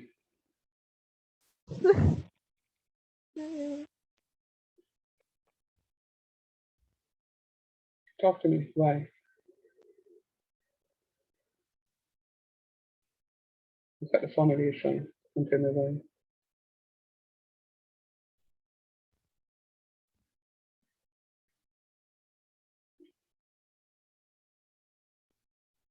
Hmm?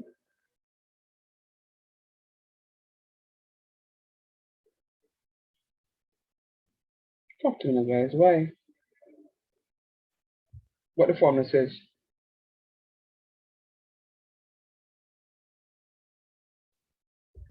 This is r minus 1 and 1 minus 1. Yeah, I don't want the condition. You give me the condition. I want you to look at the formula. Don't give me the condition. Look at the formula. Yeah, because the minus 1 will be 0. Okay, and what happens to that if it's at 0? I can't complete the equation. I don't believe that I can't get the answer for this thing. Tell me why. Okay, so you're correct. If we have 1 minus 1 is 0. And what will happen if I have 0 there? The answer will be 1. The function will be undefined. A 0 cannot exist in the denominator. True or false?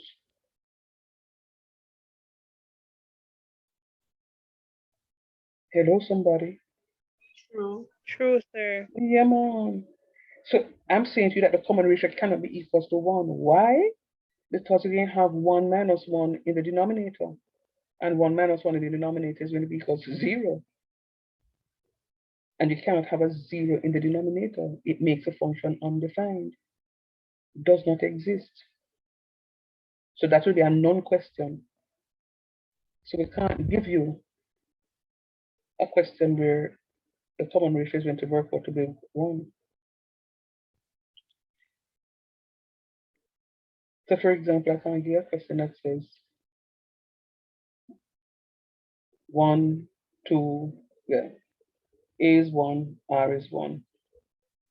Because when I'm calculating the common ratio and substituting into the formula, I'm going to end up with a value that does not exist. All right? All right, so whenever you see questions, these things, you need to investigate what is happening and look at it, because all of the conversations I'm having with you now will make you better understand and appreciate the topic. We're not just presenting the topic and show you how to work the question. That's not mathematics. Mathematics is not just to show you how to work a question, because when the question changes up, you're not going to know what to do. And if the question come in a way that is different from how the teacher gave the question, you're lost, because you don't understand the area, you don't understand the topic. So that's why when I'm going through, when I did indices and logarithms, I went through thoroughly with you. So is the binomial, binomials. I show you the ins and the outs and the little tricks and tricks so that you can fully understand what is happening. And here now I'm doing this with you, because if you don't understand and the question comes differently, but if you do one question, if the question comes the way there, any variations to the question, it throws you off. Do you know how to do the question? Chances are yes. But this piece here does throw you off because you never saw something like that before. So what I'm trying to do is to get you guys to think, right? So when I answer these bad questions, it's not because I don't have anything else to teach. Trust me. I have my notes galore, in abundance. All right? So I want you to put on your thinking caps, because I can just come to class and just question you, because I want to make sure that you're fully understanding what is happening. All right, let's go. So it can't be 1, because if it were 1, then I'm going to have all of that working out to be 0. All of that working out to be 0. All right, let's go. So we're going to look at a do now. And the question says the 6th term of an AP, the 6th term of a GP is 27, while the 4th term is 3. The 6th term of a GP is 27, while the 4th term is 3. Now remember, so not how we write the AP question. If the 6th term of a GP is 27, it means that's going to be AR to the 5th. Tell me that you agree with me. Yes, sir. Yes, sir. Always, very nice. And then it says, while the 4th term is 3, that means it's going to be AR cubed. It's going to be equal to 3. All right. So what it says is the 6th term of an AP is 27. That means AR to the 5th is going to be equal to 27. And the 4th term is 3. That means AR cubed is going to be equal to 3. No, we're solving that simultaneously. It's solving that simultaneously. I know why Sir did this topic often with indices, because Sir I forgot to make reference to indices. Sir I forgot to make reference to indices. So watch the reference now. Solving simultaneously. I am looking for the bigger of the 2 equations and putting it up on top. And put the small one down at the bottom. Sir, why do you do that? You will see why. So this one up here, equation 1 looks bigger when compared to equation 3. So what I'm doing is to say AR to the 5th is equal to 27 and AR cubed is equal to 3. So indices says the A's then cancel, but R to the 5th divided by R to the 3 is going to be R to the 5 minus 3. Right here, so. Right here, so. And down here, so it's going to be 3 minus 3. 3 minus 3 is 0, and anything raised to the power 0 is 1, and 5 minus 3 is 2, so I'm going to be left with R squared. Right? So I'm going to left with R squared equals 9, because 27 divided by 3 is 9. And then if R squared is equals to 9, that means the value of R is going to be equals to 3. Look at this and tell me if you see what is happening here. All of you.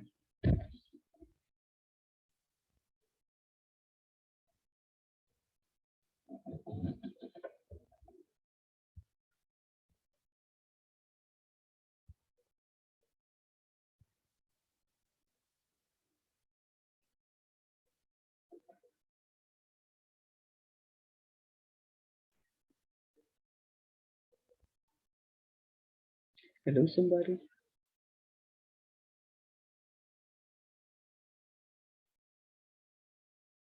Yes, sir. Yes, sir. Okay, good, thanks. And then, just like what we did with the other one, since we have found the value of R, we're going to substitute it in order to find the corresponding value of A. I have 2 equations there. I can choose any of the 2 equations to substitute my R equals 3 into the function. Remember, this question can't ask me to calculate the sum to infinity. Cannot. Why, sir? Because I got R to be a value greater than 1. All right. So anywhere in equation, I think it was 1, yeah. Anywhere in equation, no, not 1. Anywhere in equation 2, I see X, I'm going to put 3. So it's going to be AR to the 3rd equals 3. R has a value of 3. And then 3 cubes is 27 times is 27. A equals 3. Then I'm going to divide both sides by 27 in order to find the value of A.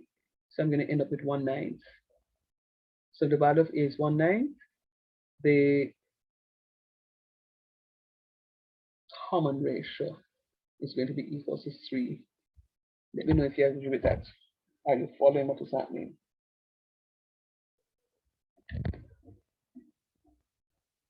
If you are not, please let me know. Let me know, let me know, let me know.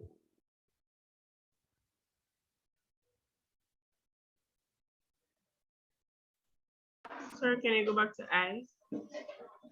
Sure. I definitely will. Here you go, I.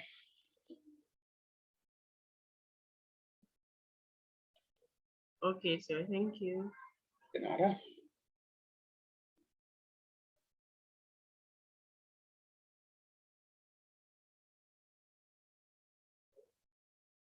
Any other questions? Sir, you put it in the second equation. That's what I did, Tan. Oh, Yes. okay. Yeah. But guess what, Tan? Don't follow me. You put it in the first one and see if you get what I get.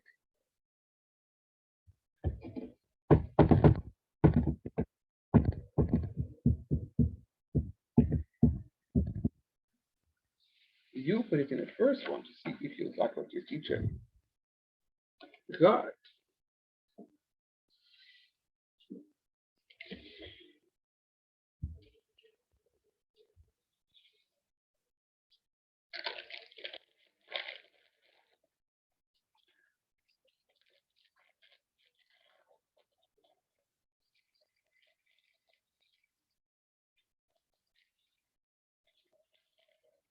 Sir, I didn't get that. We get 10 times. Some decimals. Like what? 0.11111? 0.012345678. Yes, sir. You have to throw away a calculator and buy a new one.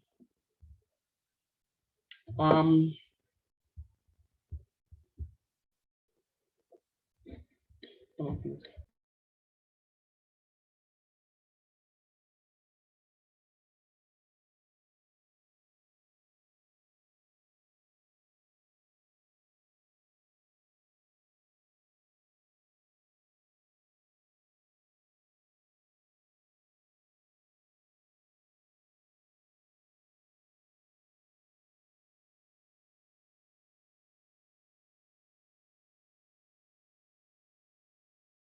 Oh, sir, I think my calculator needs to go in degree.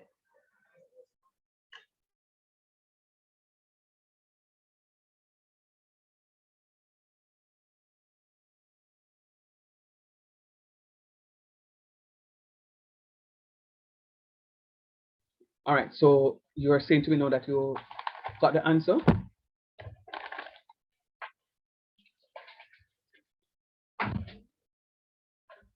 Sir, I'm not sure how you got there. All from 2. Okay, I know what I shall do. Because all of them could buy them cheap calculators there. Kinko and Roses. Copy. And the calculator there is not recalculate. They are called calculator cousins. All right, so that's the equation. And anywhere in the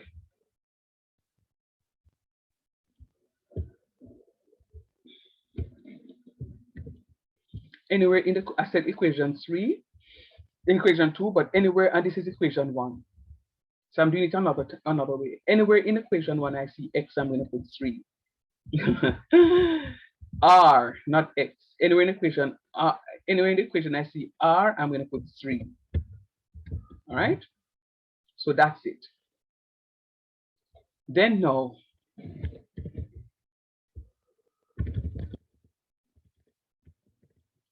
I'm going to have 3 raised to the 5th power. What is 3 raised to the 5th power? Work for that for me, please.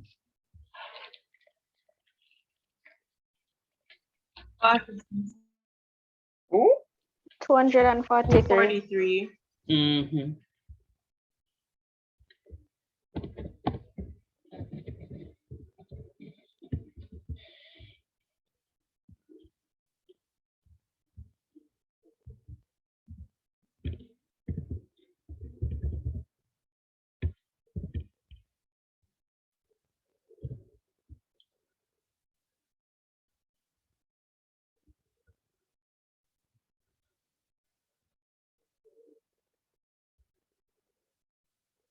Sir, I know what I did wrong.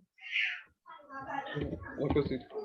The 20, I divided the 3 by the 243 instead of 27. Okay.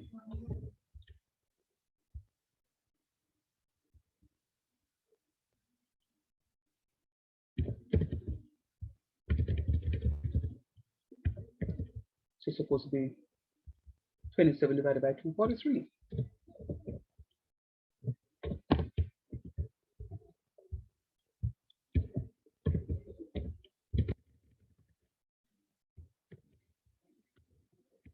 And A is equal to 1/9. So everybody with me now?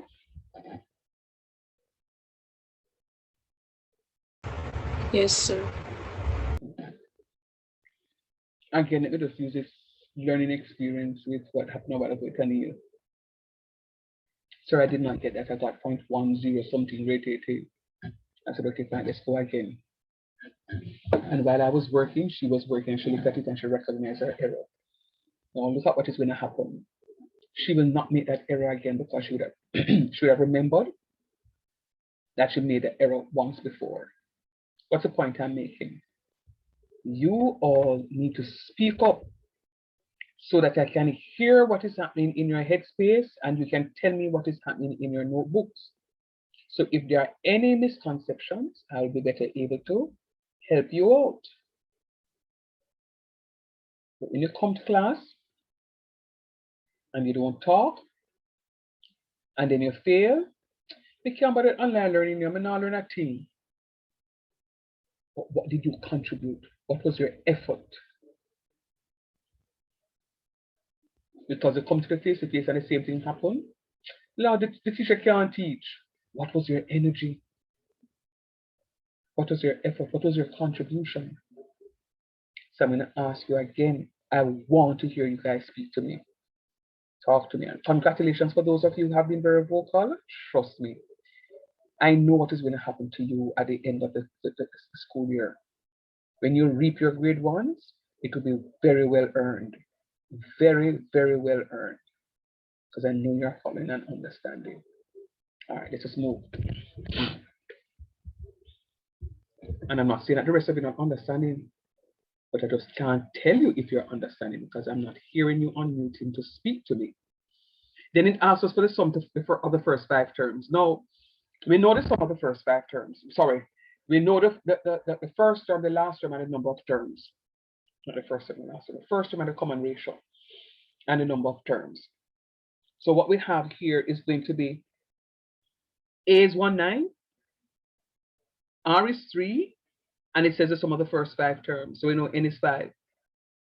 So we're using the sum formula. And of course, it's this formula we're using. Why, sir? Because R is greater than 1. So anywhere in the formula we see any of these unknowns, we're going to substitute it. So A, 1/9, see here, so. R, 3, see it right here, so. N, 5 raised to the 5th power right up here, so. Minus 1 over R minus 1, 3 minus 1. 243 minus 1 is 242. 3 minus 1 is 2. So I'm going to have 242 times 121. I'm going to get 13 and 4 nines. But sir, we never did do this already and get 121. We did a question similar to this. And we got 121 as the answer. Well, the first part of the question, we got 121. But don't worry about it, it's not the same question. Meaning, don't expect to get the same answer every time. All right? So I'm going to multiply this 121 by 1/9, and I'm going to end up with 13 and 4 nines. 13 and 4 nines. Who said that? Who agrees with that? Yes, sir. Very nice. All right, so we are on the go. There goes another question. Well, I don't have a solution to this. Well, this is what I have. That's all I have for this question. I don't have the working out. Sorry, I have the solution, but I don't have the working out. I want you to work on that for me, please, in about 10 minutes. No, in about 6 minutes, 2 minutes each. And we work on it and tell me if you got these answers. 2, 1, 8, and 3, and 7, 8. And if you do, we know that we are understanding. If not, we'll have to go through them. So start working for me, please. Like, 6 minutes.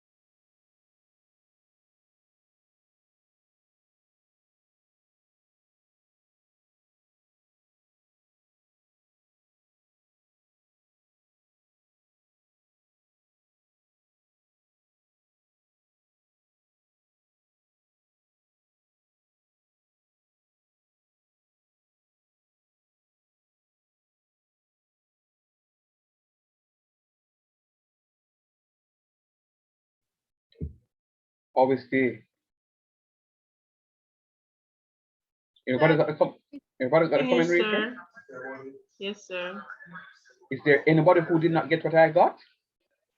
Sir, can I see the formula for the sum, please? Sure. My pleasure.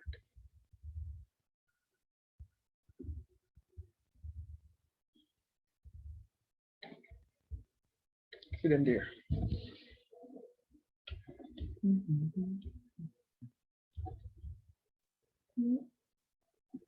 Okay, sir. Sir, Yes, please. do you know how to get fractions on the calculator instead of decimals? Which of the calculators are you using, hon? Casio. The Casio? Okay, good. Look on your Casio 10 years if you see S to D or F to D. Look over the 7 or the 8 or the division sign or the multiplication sign, something like that. Should I say S to D? Yeah, no? I'm looking. So you said S to D. You see S, and then you see like a double arrow, and then you see D.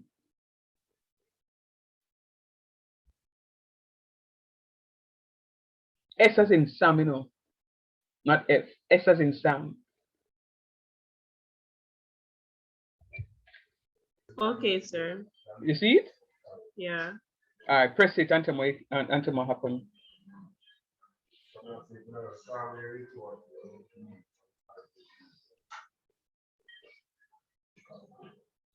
I think it's fixed.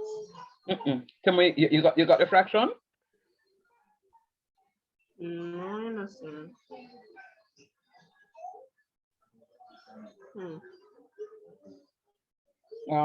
Put a picture of the calculator in the group, please.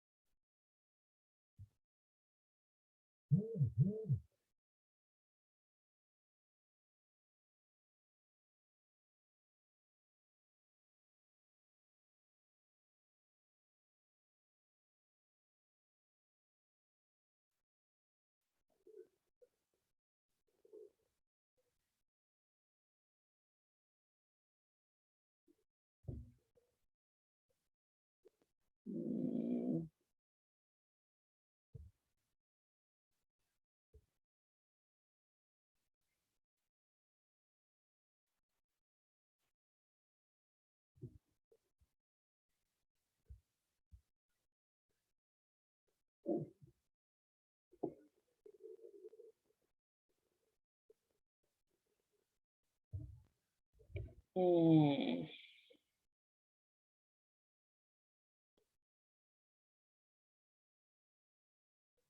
right, so I'm not seeing the S to D on your calculator, neither am I seeing the F to D on it.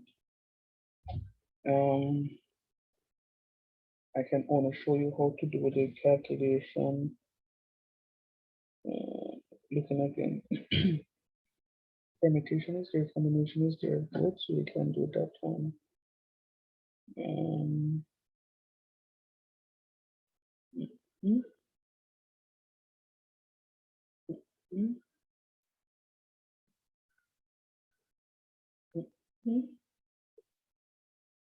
All right, so your calculator does not come with it.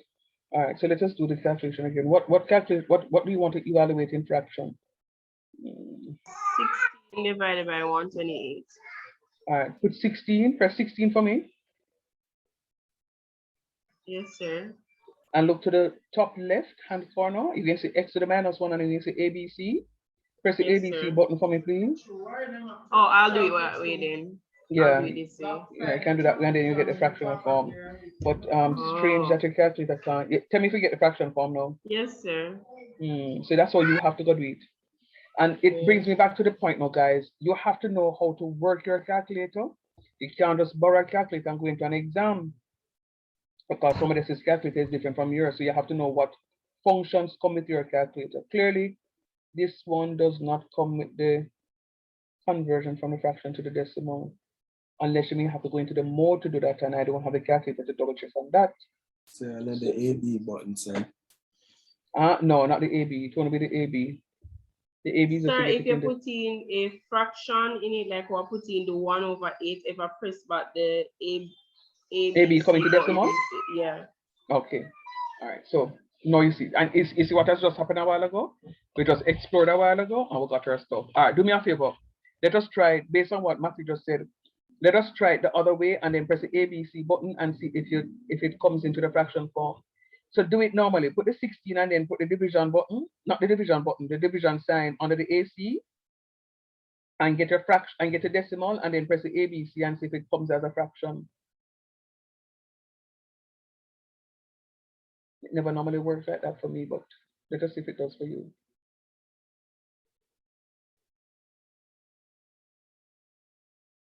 Oh, it works. It worked? Yes, sir. Okay, now you know. All right, I'm happy. Okay, so let's go. So I'm asking the question again. Did everybody get all of this? Is there anybody in the class who did not get it? Fabulous. Final question for the night. Final question for the night. I'm giving you this one to do for me. Sir, Yeah. I said that I did not get it. Oh, I didn't hear you.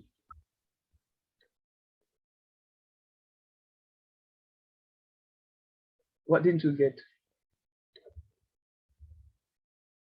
Sir, I did not get 2 and 3. You didn't get 2 and 3?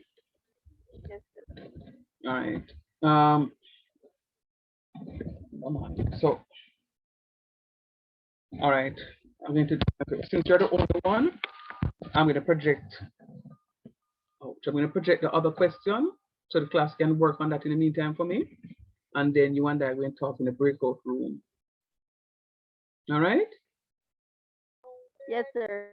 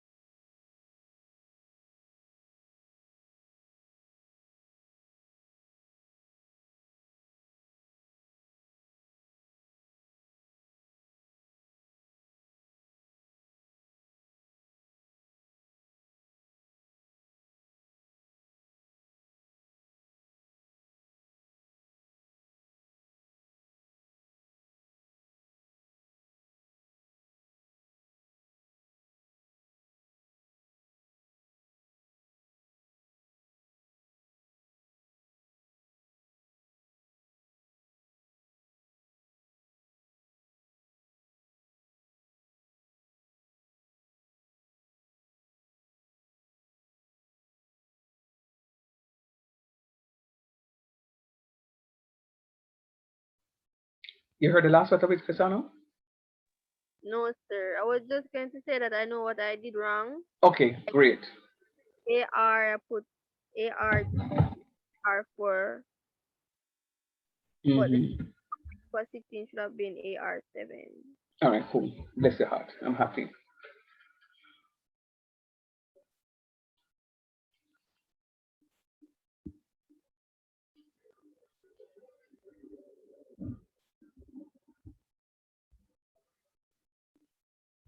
All right, I'm going to invite the others to just come in so that I don't have to end the class. Or should I just end it and then let them rejoin? Mm. Mm. No, I'm going to just allow them to come in because what I'm doing with them is a review. This is a pre-calculus class, and what I'm doing with them is a review on indices and logarithms. So when you're watching the recordings, you can actually see some revision questions on indices and logs. So I'm going to just let them join now. So I'm going to tell them to come in and just be silent. And then when your time is up, you can just log out. So you can have access to the benefit from the session that I'm going to have, the 1 hour session that I'll have with them. That's all right? Yes, Okay, sir. sir. Okay.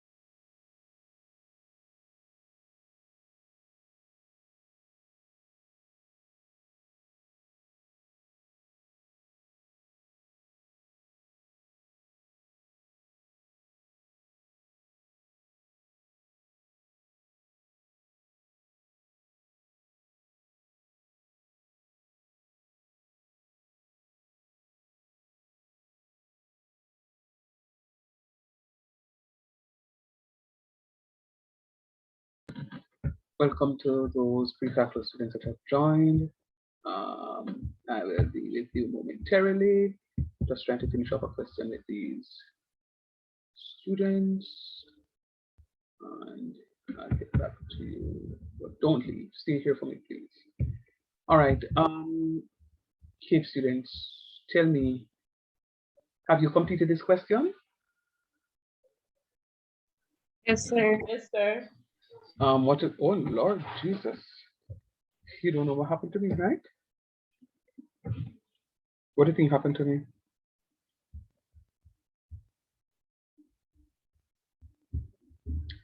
You didn't do the question. I'm need to tell you, talk truth. Talk truth. I didn't do the question at all. Copy. And I'm here sitting down.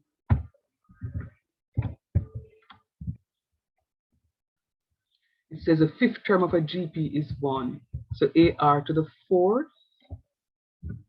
is equals to 1. Agree with that? Yes, sir. Third term is 16. AR squared is equals to 16. Solving simultaneously, we call indices. I'm going to have AR to the fourth is equals to 1. Other one is equals to 16. And that's AR to the second. When I do my division, I'm going to have 4 minus 2. And I'm going to have 2 minus 2. I'm going to have 1 over 16.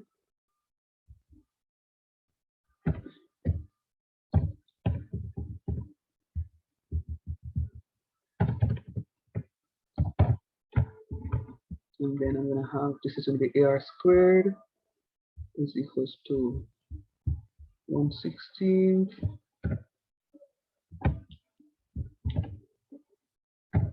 1/16. And R squared is going to be equals to 1/16.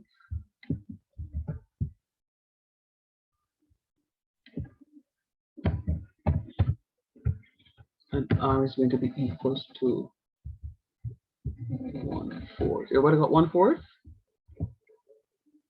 Yes, sir. Yes, sir. R is equals to 1/4. All right. And then now it asks for the first term. Let me just copy and let me just paste. Oh, sweet Jesus. This is what I mean for much. Oh, man. Copy.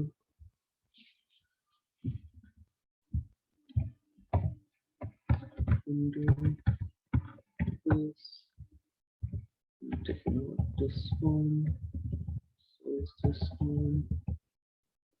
And that one.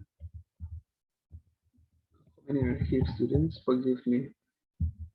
This was supposed to be a homework piece, but I gave it in class. So you were doing very well, so that's why I got to this point. What's the first term? No, sorry. This is going to be AR squared equals 16. AR squared equals 16, but A is equals to 1/4. A is equals to 1/4. And A is equals to 1/4. Copy, paste. If A is equals to 1/4 and I square that, I'm going to have, if R is equals to 1/4, I'm sorry, and I square that, I'm going to get 1/16, don't it? Yes, sir. Yes, sir. And then now, if I multiply, boy, if I multiply both sides by 16, I'm going to get 16 squares. Did you get 256 for A, for R, for A? Okay, good, sir. Yes, sir. You know, I Sir, why you always doing some other stuff? no, I want to know why your heart's so weak. So dividing. All right, so I'm not going to divide. What I'm going to do, I'm going to multiply here. multiply, multiply both sides. Multiply sides by 16.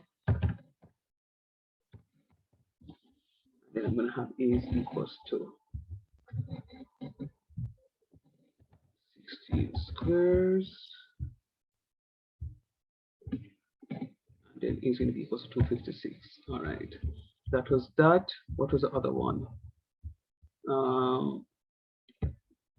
The sum of the first 5 terms. All right. Sum of the first 5 terms. Just give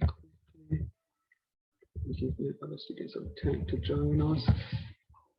Sir, You have to run? no, may I ask you when this I go post by YouTube? As soon as the thing becomes available.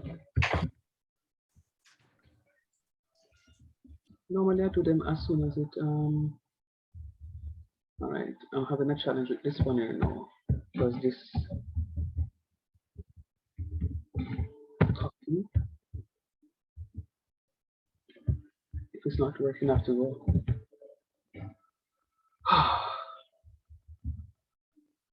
All right, guess what? Okay, let me do it this way and see. This no, this one is going all over the place. Find some of the first 5 terms. Let me see if I can do it in one last attempt. One last attempt. Copy.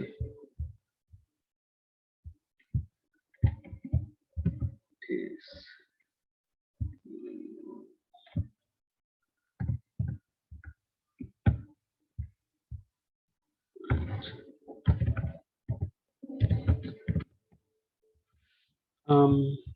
The value of A is 256. What's the value of R again? 1/16? 1/4. 1/4. 1/4, thanks. This is 1/4. And R is, no, N is 5. Oh, R is less than 1, don't. So I need to use the other formula. I need to use the other formula. So this is 1 minus R. 1 minus R. And R is 1/4. I can't believe that I got caught. 1/4. And this is going to be 1 minus all of that.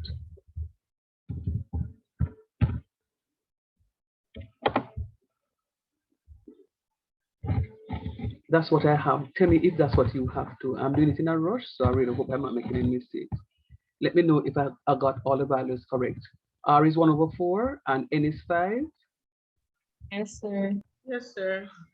All right, 4 to the 5th power is how much? 1024? Yes, sir. 1024. That's going to be equal to 3/4.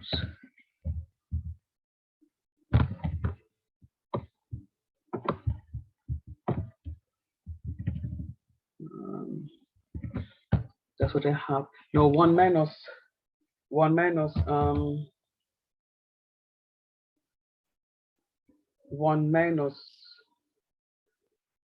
over 1024 is equals to 1, don't it?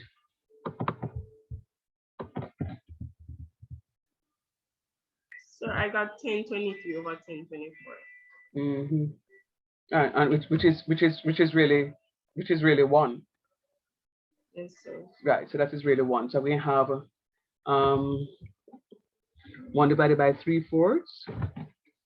1 divided by 3/4 is 4/3. So I have 1 divided by 3/4. Oh, come on, undo. 1 divided by 3/4, which is really 4/3.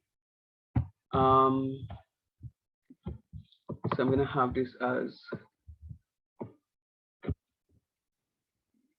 4/3 and 4/3 times 256. I get 341 and a third. What do you get?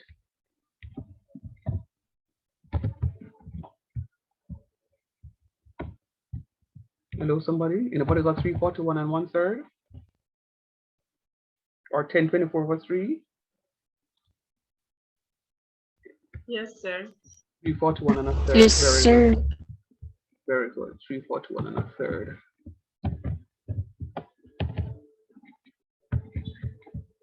And that is a sum. And guess what? Now, my question to you is, what will be the sum to infinity?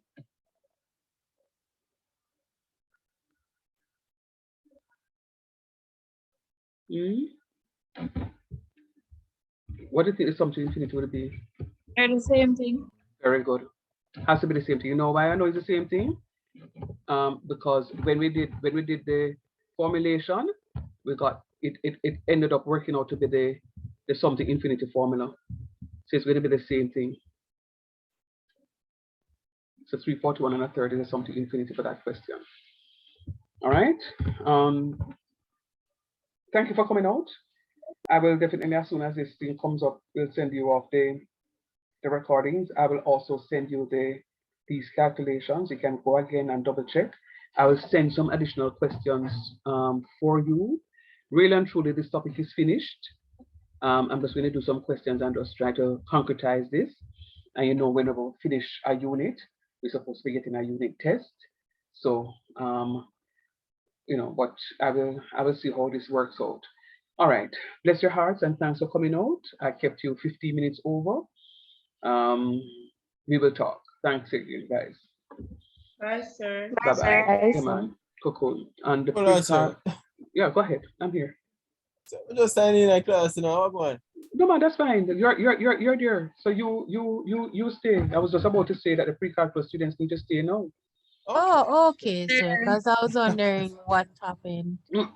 No man, I didn't want the class to go and then I have to rejoin.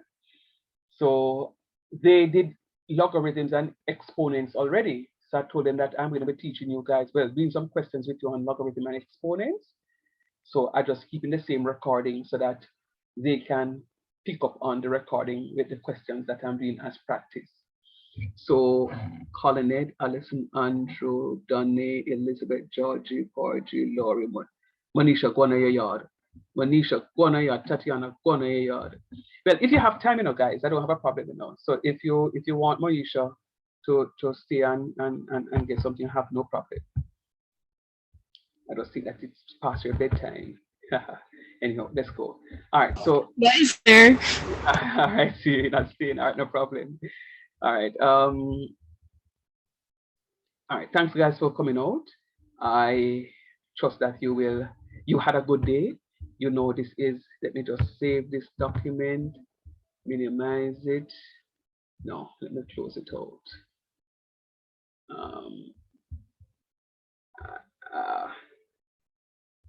You can just imagine that this has been a long day for me.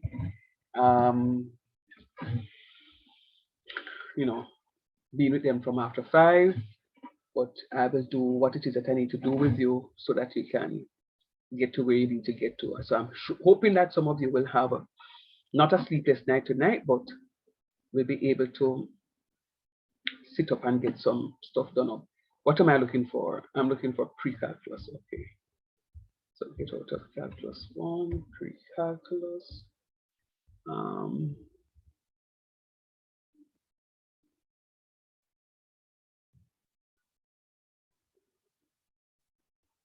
Indices and log into the sheet. Okay. Unfortunately, let me just see if it works in this class. But unfortunately, when I was in my K class just now, my writing tablet wasn't working. So let me see what happens now. What's going on? If you want to feel it, you know. Oh, Jesus.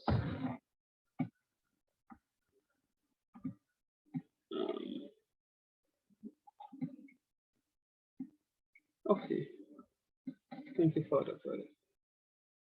You may not. Worship you. H-A-L-L-E. Yeah. Oh Lord, thanks. All right, so it is working again. All right, so what I'll end up doing is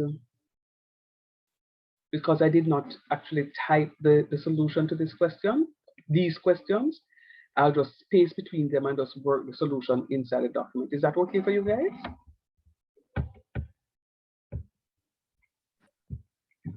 Yes, sir. All right, thank you.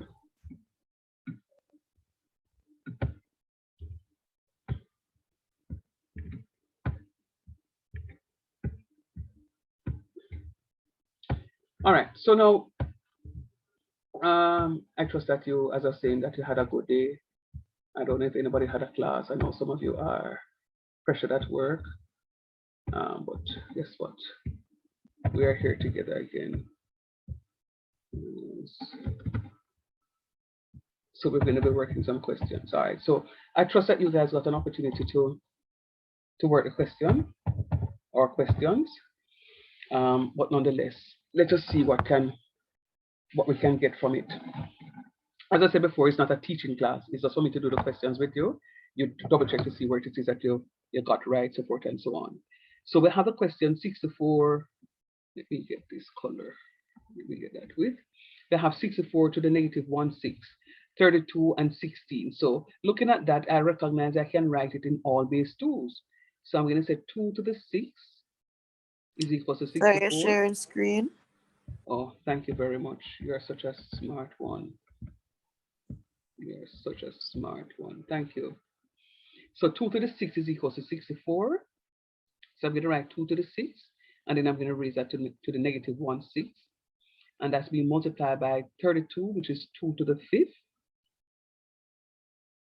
And then I'm going to re-raise that back to the 2/5 power. And then all of this is going to be over 16, and 16 is 2 to the 4th. And that is going to be raised to the 3/4 power. Now, I'm going to show you a trick. It doesn't always work. If it doesn't work, please do not utter from your mouth that Mr. Shan said it's supposed to happen. But look here. What number is seen right under here? 6, sir. 6. You recognize what number this is raised to? 6, sir. What number under here, sir? 5. What number right here, sir? 5. What number here, sir? 4. What number right in here, sir? 4. Good. So it doesn't always work, but sometimes how the people them lazy to set the question, them set the question where it can easily cancel out. So may I show you one trick? So it doesn't always work, you know. So what But if it not works, sir? What must we do? If it not work, you have to go find out the other way. But I'm saying the first thing that you need to do is to find a number where you can raise to the 6 power to get 64. That's the point I'm making. Yes, right? sir. Yeah, man. So if it don't work, don't complain and say, sir, this ain't gonna work. No. So this cancels this. The one I cancel the 1 year. The one I can. You see why I'm telling you them normally do it like that? Because it cancels each other. So, all right. And then now I'm gonna have this now being raised 2 to the negative 1st power multiplied by 2 raised to the 2nd power all over 2 raised to the 3rd power. When I'm multiplying and the bases are the same, I add my power. So this is going to be 2 to the negative 1 plus 2 over 2 to the 3rd power. And 2 raised to the negative 1 plus 2 is just simply 2 to the 1st power over 2 to the 3rd power. And then what happens right there when I'm subtracting?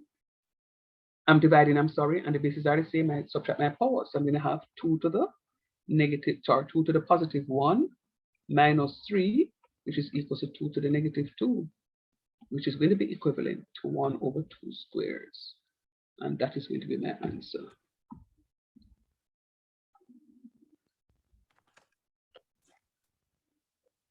Everybody all right with that? Yes. Yes, sir. So them saying without using a calculator. So they want to see all of the working out. All of the working out without using a calculator. It's very important. All right, very, very important. You did all of the working out without the use of a calculator. So, sir, what if I want to use the calculator to ensure that my answer, I get back the same thing? Take time to You know, tell you something, but don't say me say. Me now gonna know if you use a calculator for double check. Oh. You see the point I'm making?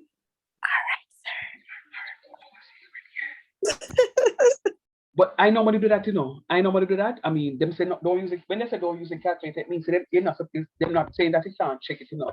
They want to tell us say, when you evaluate it, they want to see all of the work, you know. That's what it means. They want to see all of the work, you know. So I will put it in the calculator, double check it to make sure that my answer that I get is right. Because when now come out to the exam and I get full marks to the question. All right. Give me half a second here, guys. 1 minute, please.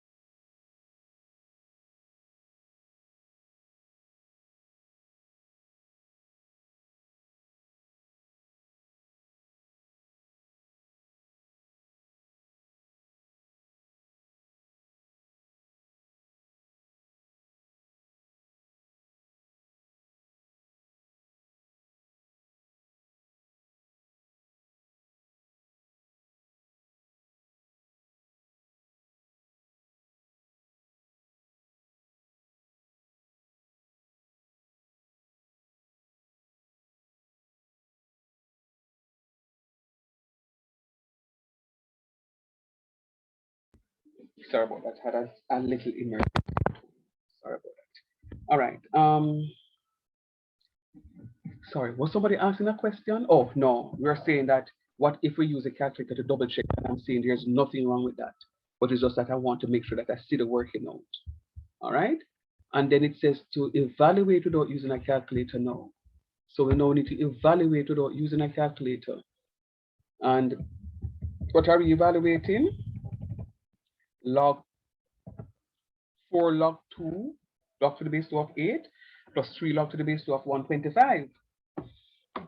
So what is happening here now is this. We're going to rewrite this to say log to the base 2 of 8 raised to the 4th power plus log to the base 5 of 125 raised to the 3rd power. Agreed? Yes, sir.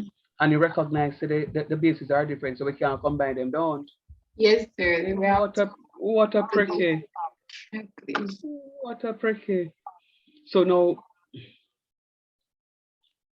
8, hold on. Sorry. All right, so what I'm going to be doing is I'll call say part A. I'm going to have I'm going to say let log to the base 2 of 8 to the 4 equals equals x. So I'm going to say 2 to the x is equal to 8 to the 4th power.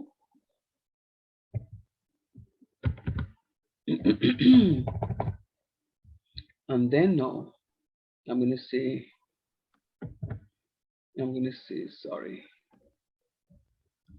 I'm going to say 2 to the x is equal to 2 to the 3rd raised to the 4th power. Do you agree with that? Remember, 8 is 2 to the 3rd. So I'm only breaking up the 8 to 2 to the 3rd, but I'm keeping my 4th power nonetheless. Yes, So sir. this, Yes, sir. so Following. this is right. So this comes 2 to the x is equals to 2 to the 4 3 is 12. Now recall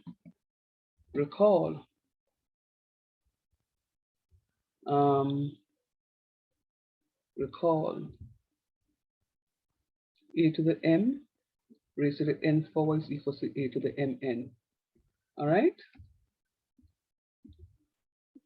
So since the bases are the same,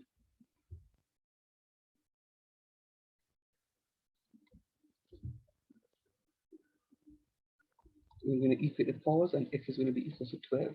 So x is equal to 12 in this case, in this first scenario. X is equal to 12 in this first scenario. All right. And part B now is me saying let log to the base 5 of 125 to the 3rd is equals to x. So therefore 5 to the x is equals to 125 to the 3rd. 5 to the x is equals to 5 to the 3rd. 5 to the 3rd is 125, don't? Being raised to the 3rd power. So 5 to the x is going to be equals to 5 to the 3 3 is 9. So since the bases are the same,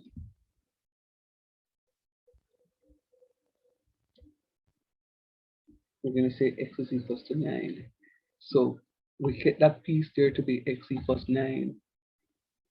All right. Now the question is say that plus that. That it say no. Don't they say 1 plus the other? Oops, it is. Don't they say 1 plus the other? So I'm going to have therefore 12 plus 9 is equals to 21. And that's my final answer. Sir, go back up. Go back up a little for me, please.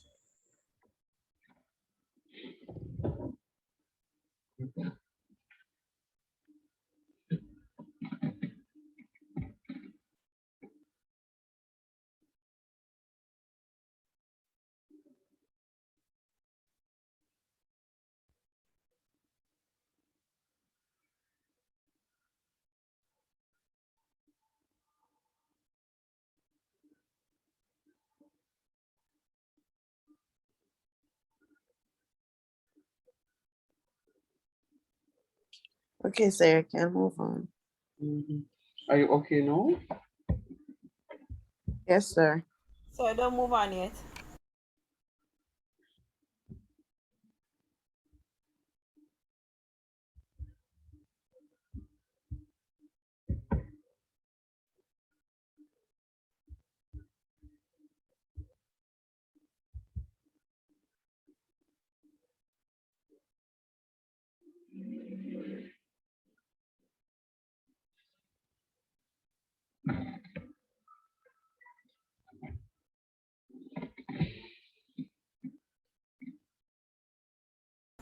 So you can move on.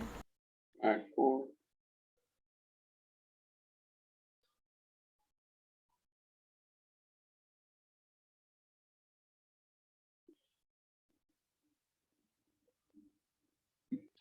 All right. So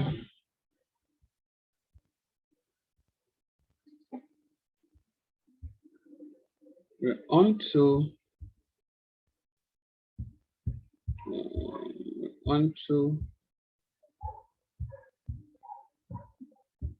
oh come on, this is what happened to me in the other class, you know. And guess what? If these things are working, dog never suffer.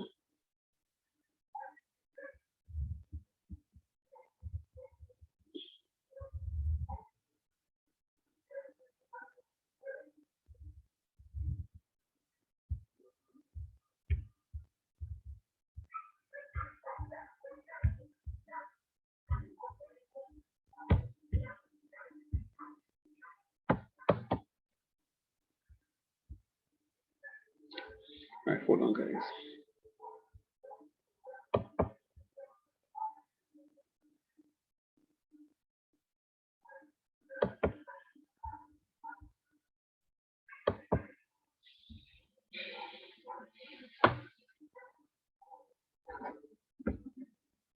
I tried sharing my scanner in the first class. It wouldn't work, so I can write and share that to you. And now this thing's happening again. Come on, man.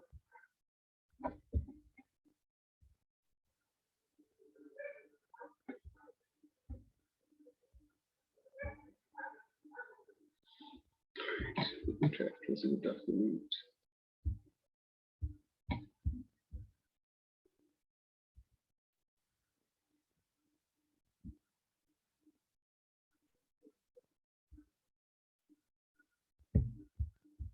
Let me try.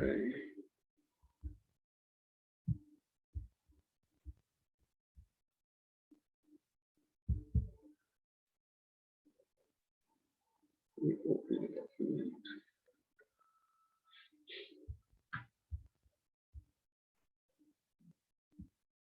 Oh, come on, man.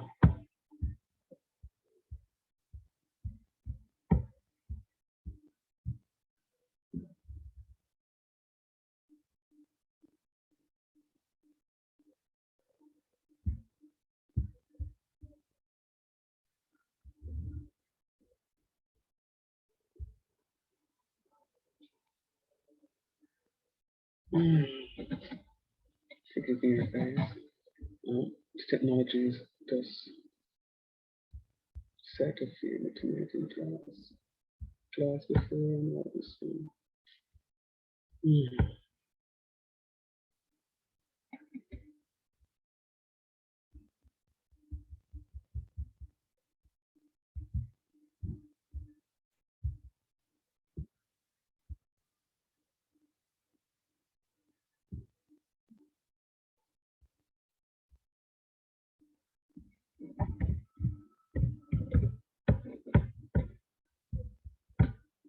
Let's see. Closing out that one.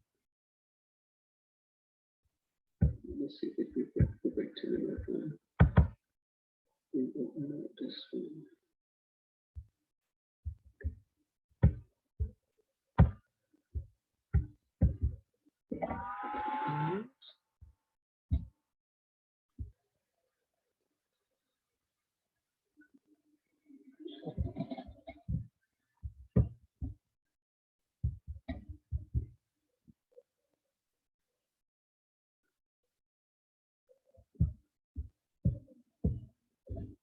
Great.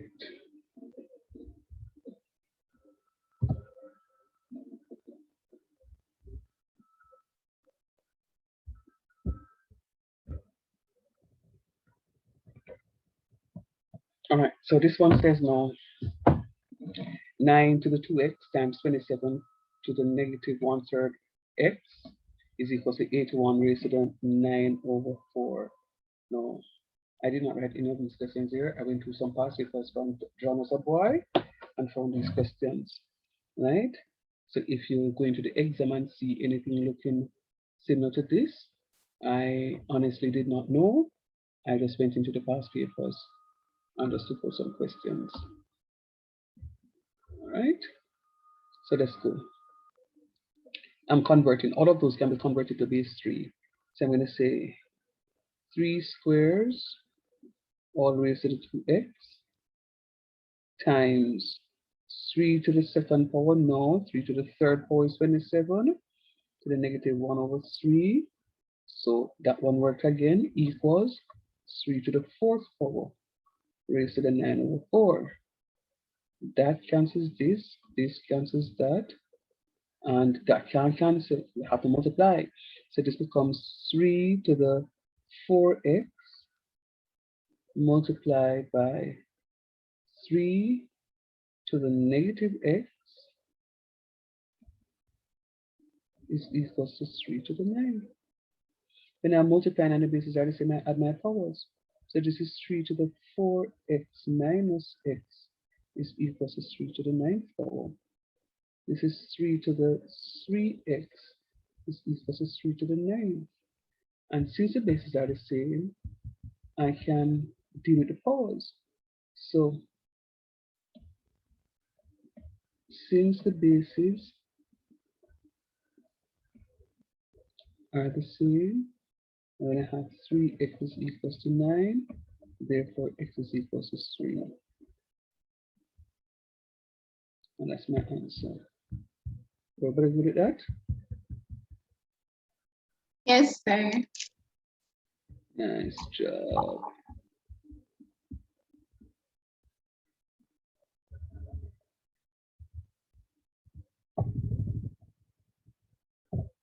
All right, so this one looks kind of ugly, but let us go.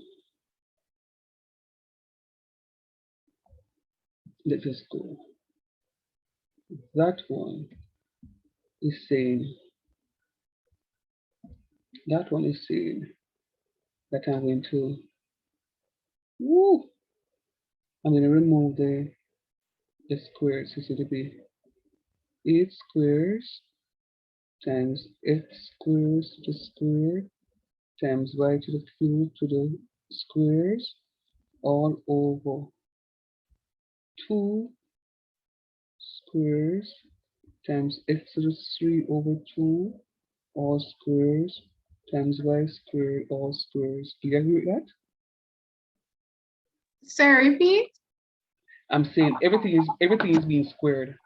Oh. 8, right, everything is being squared. So I'm just saying if you agree with what I have. So every term inside the parentheses must be squared. Oh, I was just confused. Right. So every term in the parentheses is supposed to be squared. So what I'm going to have here now is that 8 squares, I'm going to keep it as 8 squares.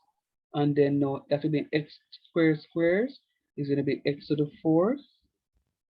And then that's going to be y to the 3 to 6. And all of this is going to be over 2 squares. And that is going to, all this cancels this. So this is going to be x to the 3rd. And that's going to be y to the 4th. Look and see if you agree with that one. Remember, everything in the parentheses, numerator and denominator, will be squared. So everything in there is going to be squared. So I'm going to square each term. Each term will be squared. Each term will be squared. And then what I'm going to have is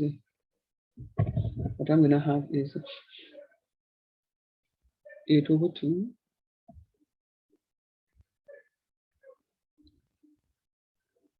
Sorry, 8 squares over 2 squares x to the 4th minus 3, y to the 6th minus 4. Can you see that?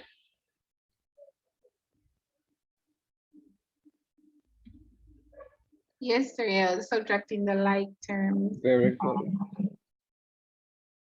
So that's going to be x, y squared, and then that's going to be 2 to the 3 is 9 over 2 to the 2nd power, xy squares, 2 to the 9 minus 2, xy squares, 2 to the 7, xy squares.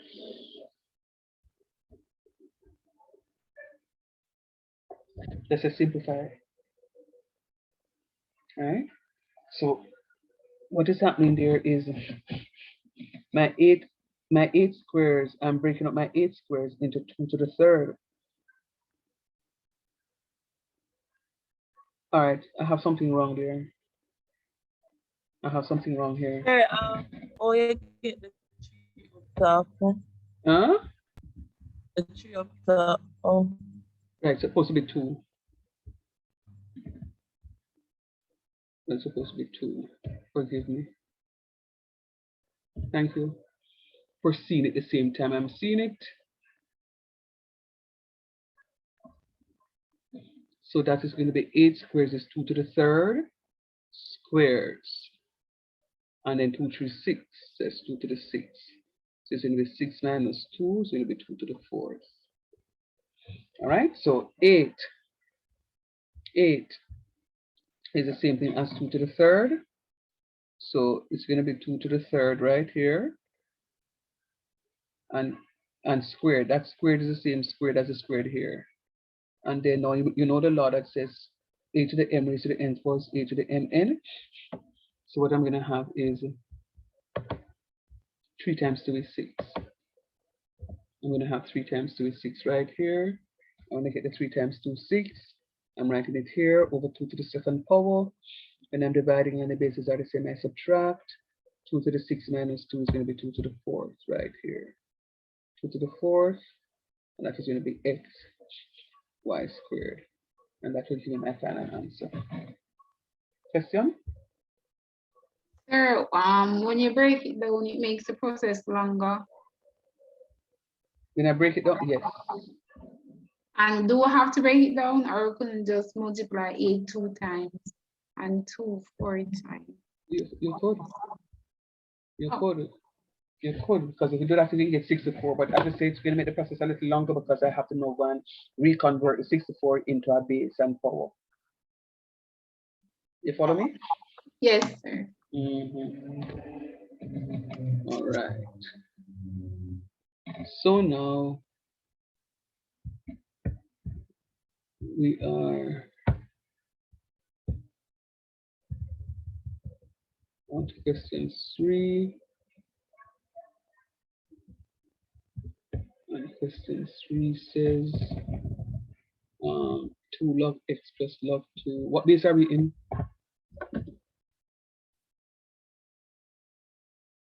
What base are we in?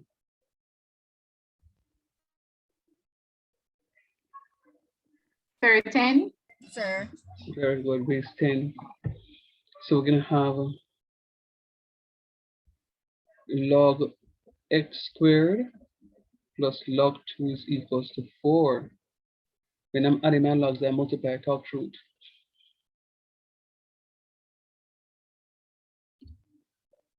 Talk to me now. When you're adding a log, you multiply. When we're adding logs, Yes, we multiply. sir. Oh, yeah. Yes.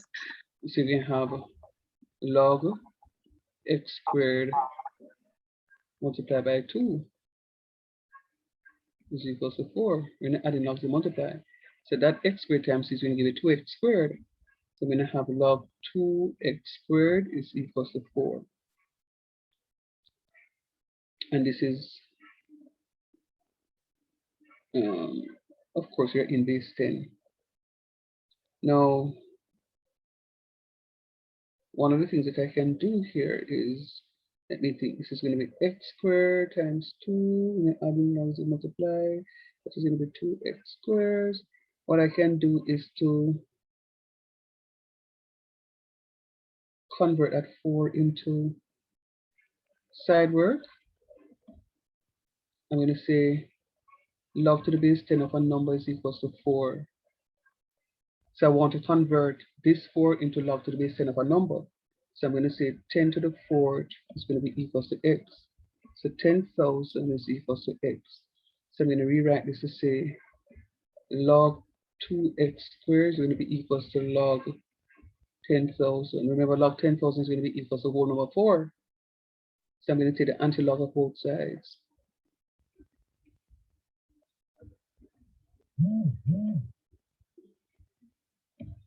So I'm going to have 2x squared is equals to 10,000. I'm going to divide both sides by 2. I'm going to divide both sides by 2. I'm going to have x squares to be equal to 5,000.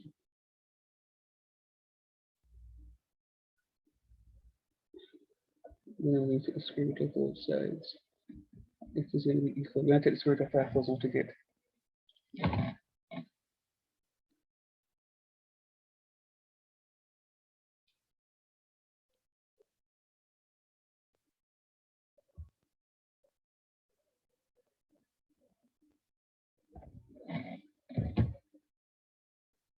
Well, this is going to be 50 root 2.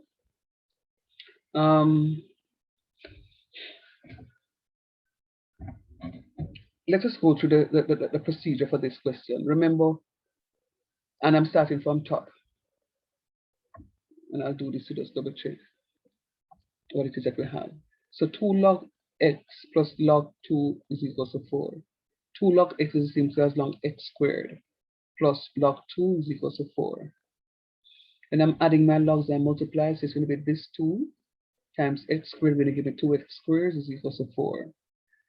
This left-hand side is in log to the base 10, so I'm converting this 4 into log to the base 10 as well. All right, so log to the base 10, side work, log to the base 10 of a number is equals to 4. I'm trying to find out what that number is. So I'm converting from the logarithmic form to the index form. 10 to the 4th is equals to x, and 10 to the 4th is 10,000. So 10,000 is going to be equals to x. So log to the base 10 of 10,000 is equals to 4. So this 4 will be converted to log of 10,000, or log to the base 10 of 10,000. Now that I'm in log to the base 10 of both sides, I can find the antilog, or the inverse of it, to give me 2x squares is equal to 10,000. I'm dividing both sides by 2, so x squared is going to be equal to 5,000. And then I'm taking the square root of 5,000, I'm going to get 50 root 2, and that will be my answer.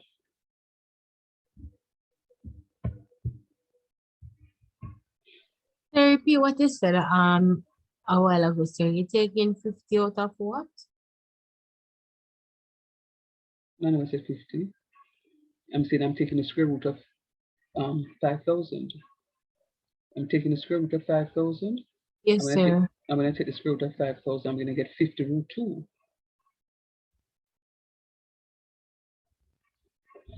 Put the square root of 5,000 in the calculator and tell me what you get.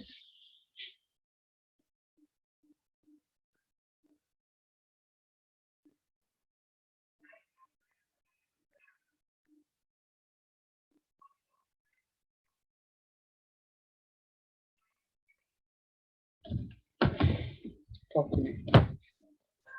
I don't know why, but mine is telling me error. The square root of 5,000. So you may have to put in, you have to look at the convention. Some calculators have to put in the square root first and then the 5,000. Other calculators put in the 5,000 and the square root after. Mine is saying 70.71. 70.71. Yes, sir. That's And to 70.71. yeah. Okay, same If I difference. do it the other way around, I get syntax error.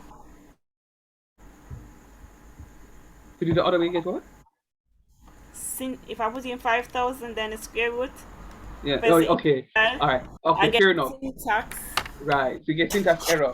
So Ali, what it means then that you can't use that method to work your calculator. It has to be the other method around. Very good. So if you put 70.71, you get the same number of marks. If you put 70.71, That's what I got, sister. come on. Hold on a second, I'm sorry. Full marks. Oh. Okay. I'll try that a different calculator and it's the same thing I get it. So you don't know. So that means you can no. Okay. So tell me, Ali, how you put in your answer. Tell me how you put in the question. You press the square root first and then the 5,000. Yes, sir. And when I do it the other way, where you put the 5,000, then the square root, I get error. Right. That means you can't work it that way. You have to do the other way around. Then. And when you do the other way around, once you get your answer.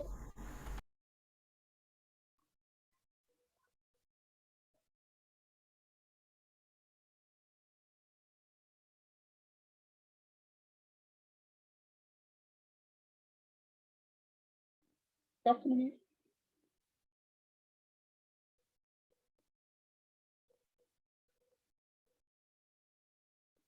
Ali, don't drop asleep on me. You're asking me a question, so talk to me.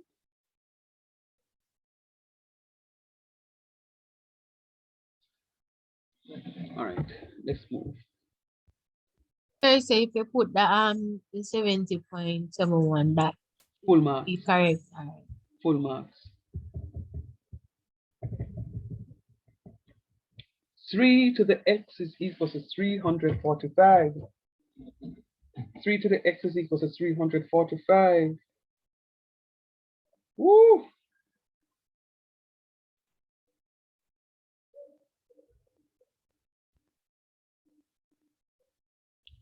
You see, because I don't have time to find out if I can write 345 into base 3, which method am I use?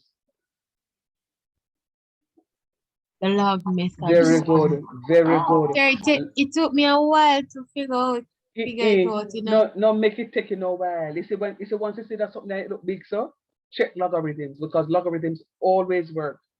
Logarithms work when you can write it as the same base or when you can't write it as the same base. Indices only work when you can write it as the same base. Remember that story?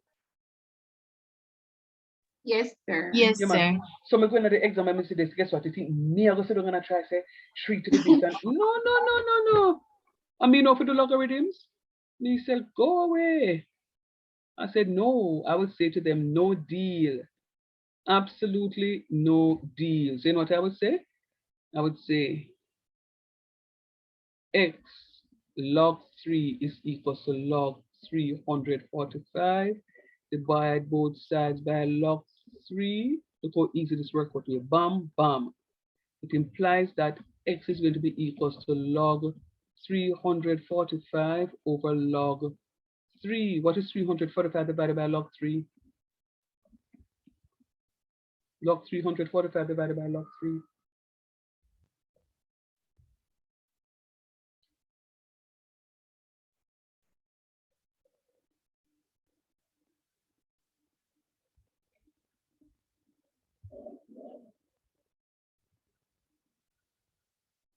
It is 5.319.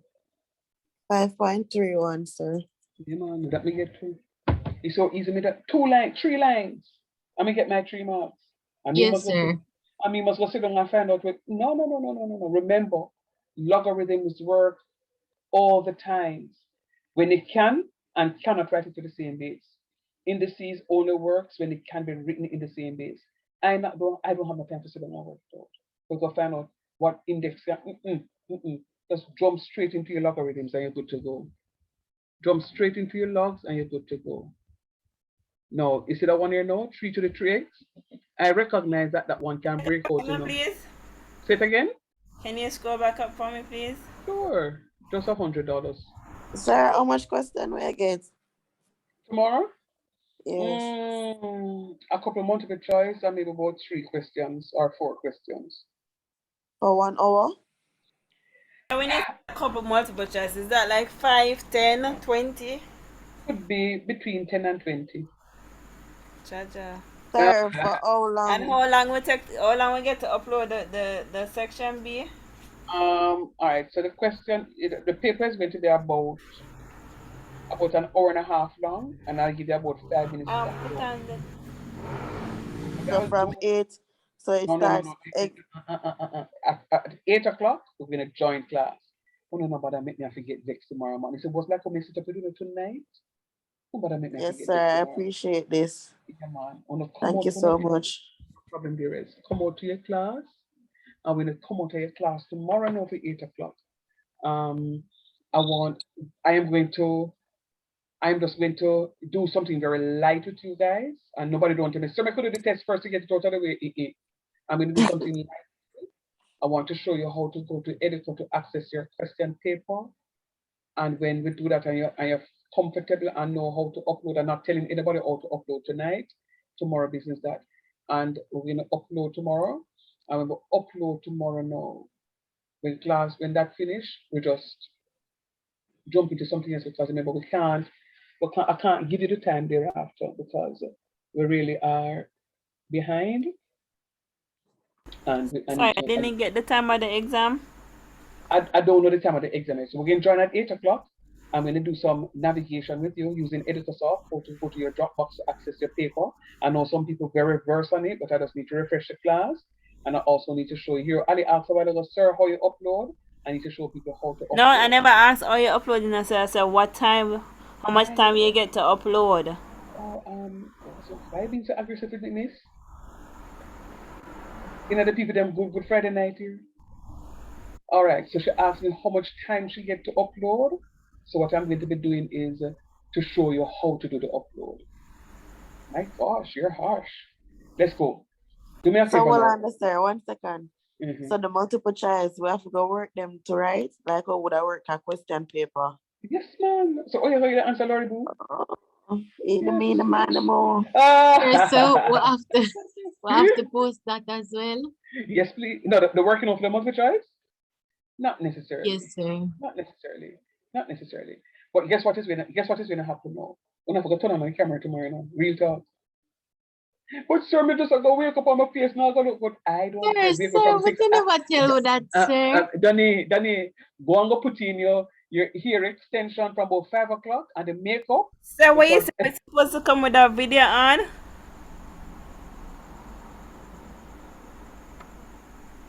Can somebody answer Ali for me, please? Seminar is so good. My speaker very low, so I'm trying to hear. Yes, Ali Bali, your video is supposed to be on tomorrow for my test, Alison. Say what now? Yes, Ali Bali, the video is supposed to be I know on. what you... So that's not nice. Sir, okay, but how can you cheat maths though? So you can't cheat maths. You do that. I don't want. If I start telling you what it is that I see my students do, it will take the rest of the night into tomorrow at 8 o'clock for class. All right. So let me not even answer that done, because trust me, it's one of the things that we have to put in place. And some students run the risk of not having their mid-semester mark because they are adamant that they're not turning on their cameras, and that's fine. When you go to other institutions, they say that your cameras must be on, or you have to have a proctor to do the test. We are being very lenient to say turn your cameras on. So all you have to do tomorrow is just get up earlier. Guess what? It's not a fashion show. Where's Andrew? Andrew gone again? Oh, Andrew's here. Just turn on the cameras. Just do what you're supposed to do and just get it over and done with. When the exam finishes, you can turn back on the camera for class. So I get on for the whole time? I'm going to be on for the whole. I'm going to be on watching you. Yes, I'm going to be on watching you. So the camera going to be on for the entire exam? Yes, Alison. Oh, sir, okay. So we can use our calculators right through. Oh, absolutely, Donnie. Okay. Yeah, man. Absolutely. Okay, let's go.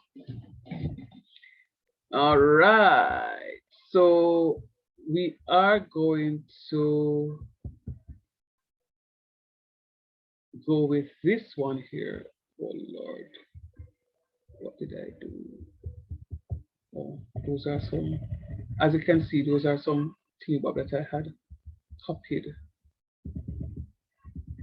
Then it's 16x squared y. Let me see if that will give you my answer. What? X squared y, xy squared. Oh yeah, xy squared. Oh, bright, you know, look at that, man, guys. 16xy squared. Yeah, but they just put they don't show the working out. As you can see that these are past papers that and they had the solution, and this was years ago before we can get software to type the solutions nicely. So oh, x equals 3. Whoa, my bright, I'm gonna pass the pre-calc. See your root of 5,000. Whoa, hey, I'm gonna pass the exam, you know. Oh, we are going good, man. Say you can do it. So far. Laurie, leave me alone. Laurie, we're Carberry.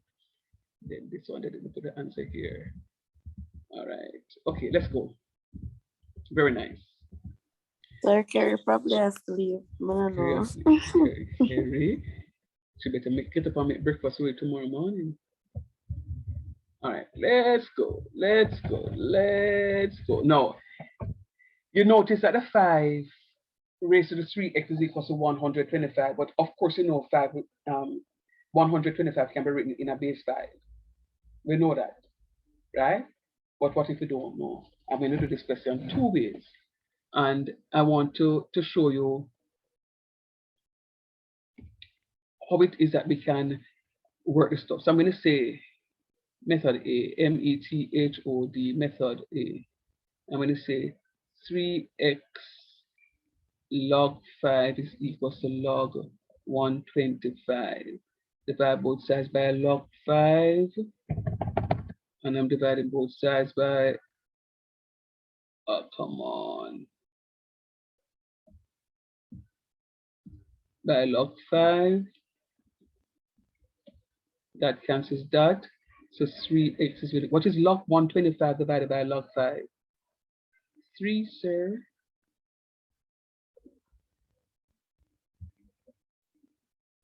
What do you get? Yes, sir. It was a 3. Good job. Method B. I'm going to say 5 to the 3x is equal to 125. 5 raised to the 3x is equal to 5 to the third. You see that? Because 5 times 5 is 25 times 5 is 125. Since the bases are the same, we equate the powers. So therefore, 3x is equal to 3 divided both sides by 3, x is equals to 1. So this method is logs, and this method is indices. Right? So I'm saying to you, indices work every single time. Rubbishness. Logarithm works every single time. So if you're in doubt, just use a log. But if you know you can write it as an index, you can go to it and use indices. But if you're in doubt, just always use the logarithm. You're good to go if you use the logarithm every time. Trust the teacher, you know? Trust the teacher. All right, let's go. I'm going to send you this document immediately after so you can go on to some practice. Don't lose no sleep over this mid-semester. You have been taught. The information is there with you. You just need to reproduce the information. So make sure you get a good night's sleep. All right, 128, I can write 128 in base 2. And I think that is 2 to the 7th power. 2 raised to the 7th power is equal to 128. All right. So let me, okay, my computer feels very hot. I could say that your video has been on too long.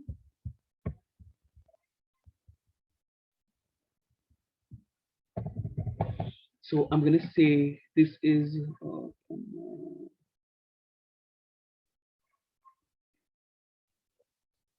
so I'm going to say 2 to the 2x times 2 to the third raised to the x minus 1 is equal to 2 to the 7th. It's what I've done. I've broken up the 8 as 2 to the third, and I've broken up my 128 as 2 to the 7th. All right? So recall a to the m raised to the nth power is equal to a to the mn. So I'm going to have 2 to the 2x multiply by 2 to the 3 times x minus 1 is equal to 2 to the 7th. Recall again, a to the m multiplied by a to the n is equal to a to the m plus n. So I'm going to have 2 to the 2x plus 3 times x minus 1 is equal to 2 to the 7th. So since the bases are the same, I can equate the power. Since the bases, That look like you're right, 27. yeah, are the same coming to you, we equate the powers. No problem, I will fix this. I will fix it.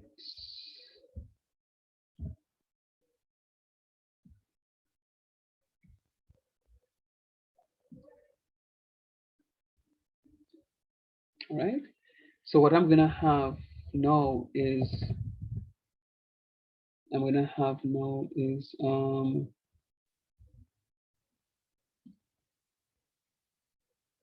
2x plus 3 times x minus 1 is equal to 7.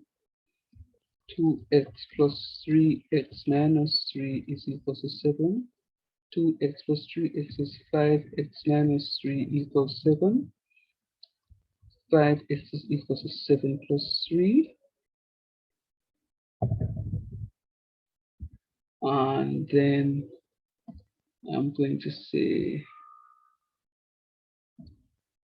5x is equal to 10. Divide both sides by 5. X is equal to 2.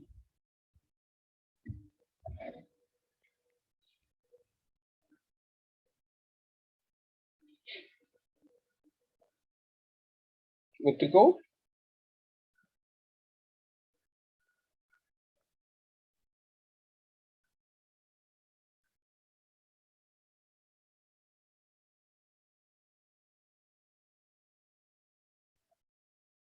Applicant, please.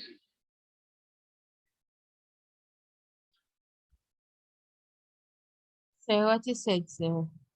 I'm asking if you're good to go. Where's Elizabeth? Oh, Elizabeth, okay? yes, sir. Okay, she is. Sir, I'm here. You're following? Sir? You're following? Yes, sir. Good Yes, job. sir, I am following. Good job.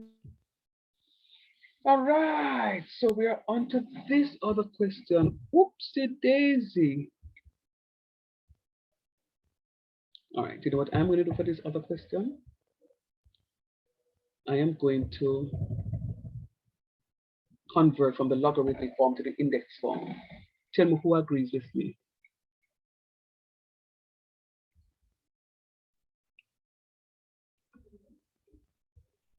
Convert from logarithmic form to the index form.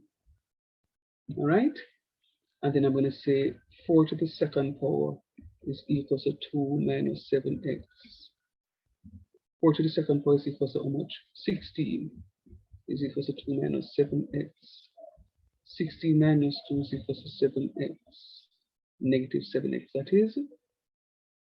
And then I'm going to say 14 is equal to negative 7x. Divide both sides by negative 7. X is equal to negative 2.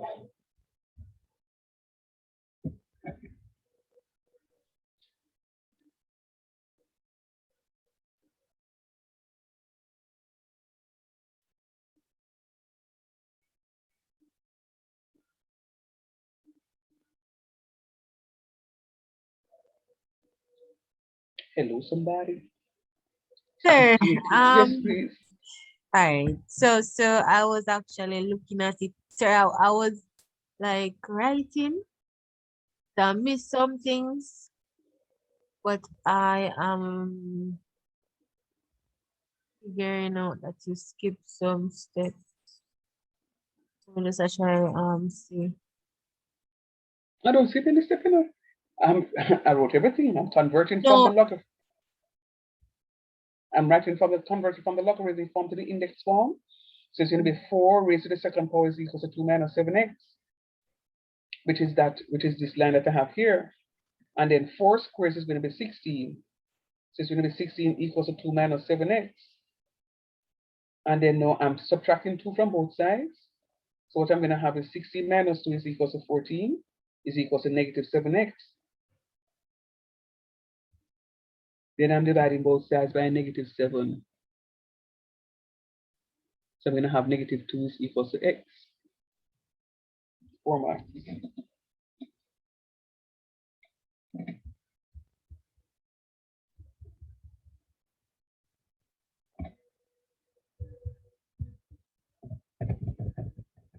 And then the final piece would be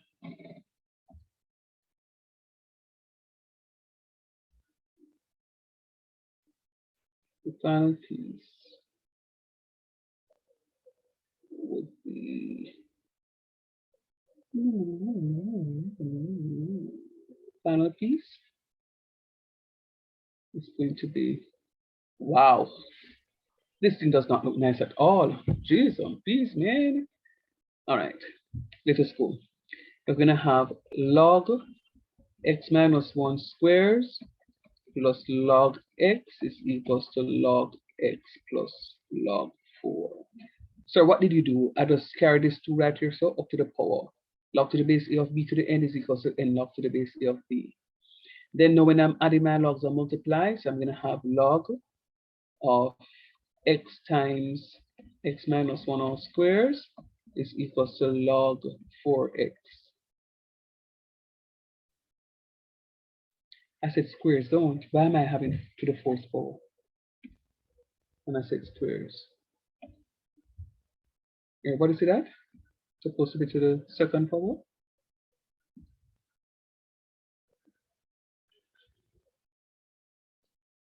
Agreed? Yes, yes. Why Yes, you put the sir. X out of the bracket? Which x? No, The because X in front of the bracket. right, because this Oh. x is being multiplied by this. Oh. When I add in logs, they multiply. So I just put x in front. Okay. Right, the smaller one in front. And then I'm going to have x times 4 is going to give me 4x. Now I can take the logarithm, the anti-logarithm of both sides, right?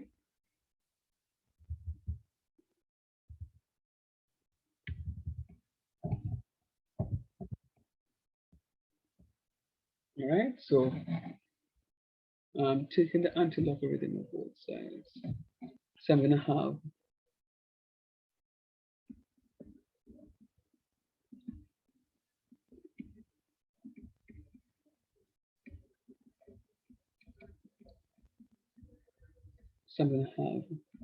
x times x minus 1 all squares is equals to 4x. And what I'm going to do is divide by both sides. No, don't do that exertion. I don't want to miss any of the values. So let's not do like that.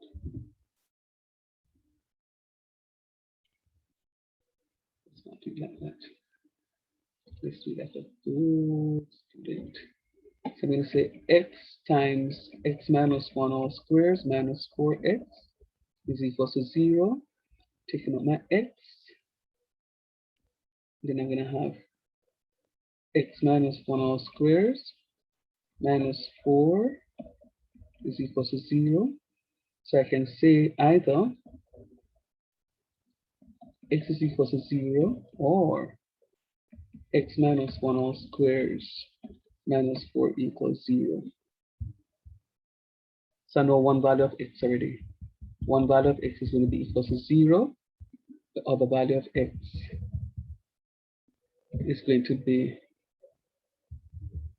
other value of x is going to be the solution to what it is that I'm going to get now or try to get now. So I'm going to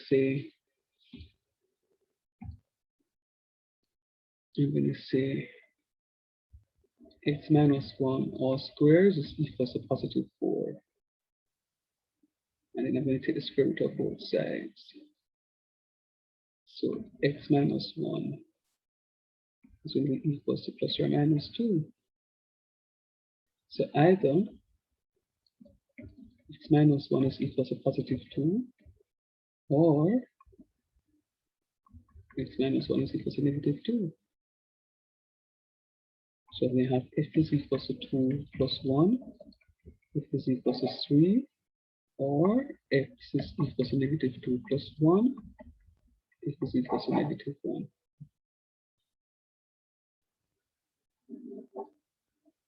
So those are our values of x. Negative 1, 3, and 0. And you can actually go ahead and double check your stuff to make sure that, yeah.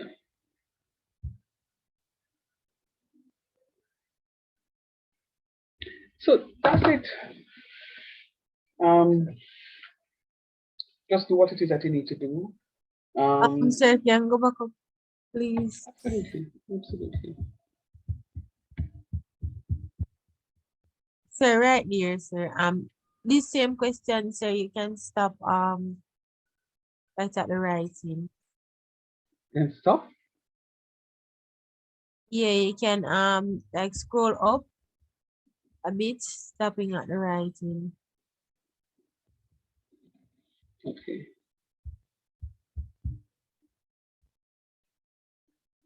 Like so? Right there. Okay. Yeah, man. So what I'm saying to you now, guys, I have done what it is that I'm supposed to do with you.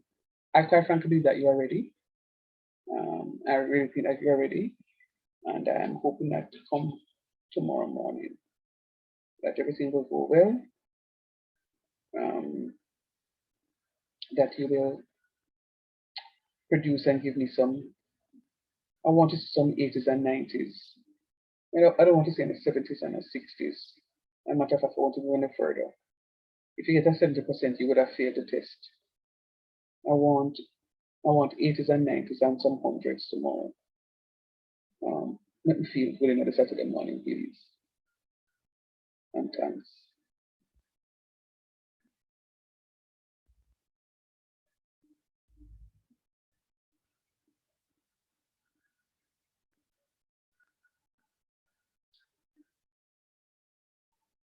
I couldn't find any question. So Donnie, when you ask a question, so remember the handout? I actually worked on this.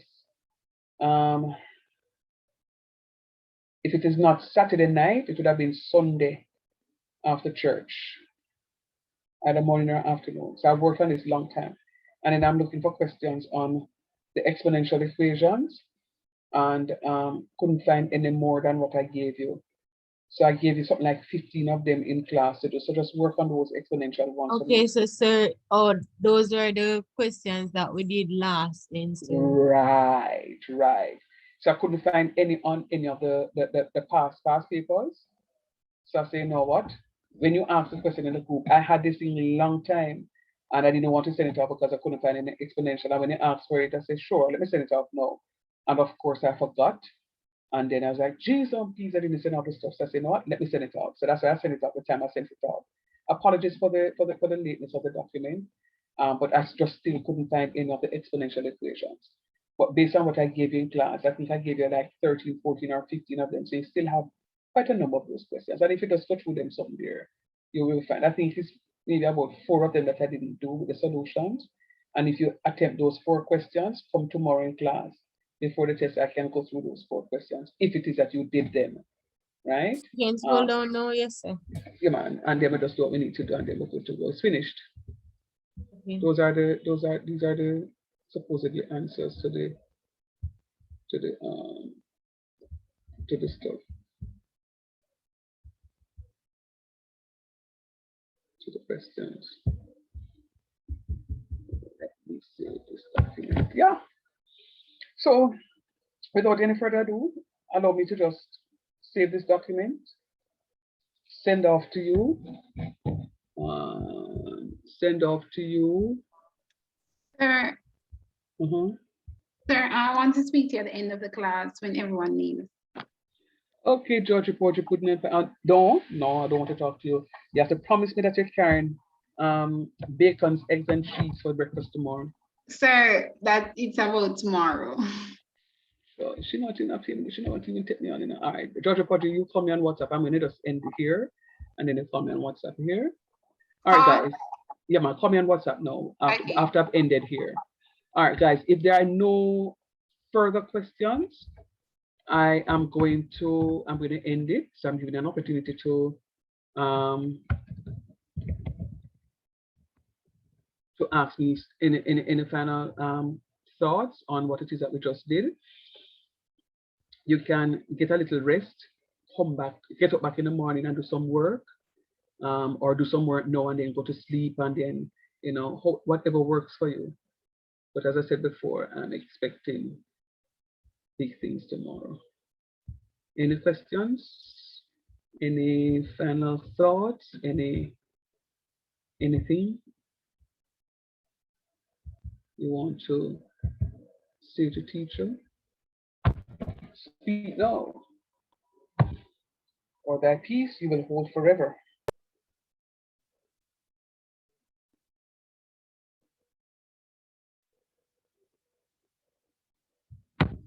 There was somebody.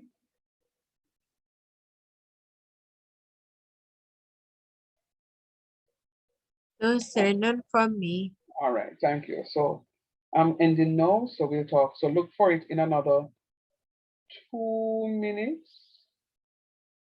I'm actually sending it now as a speed. In another 2 minutes, you just look for it. Then you can have your own copy of the document and go through it. I would say just use some time, go through it, and then you can just get some rest, you know, between now and tomorrow morning, and you should be good to go. All right, so thanks for joining, and be safe. Okay, so bye everyone. Good night. Sleep tight. Say your gentle Jesus. Sleep at night. Yes, sir. Good night.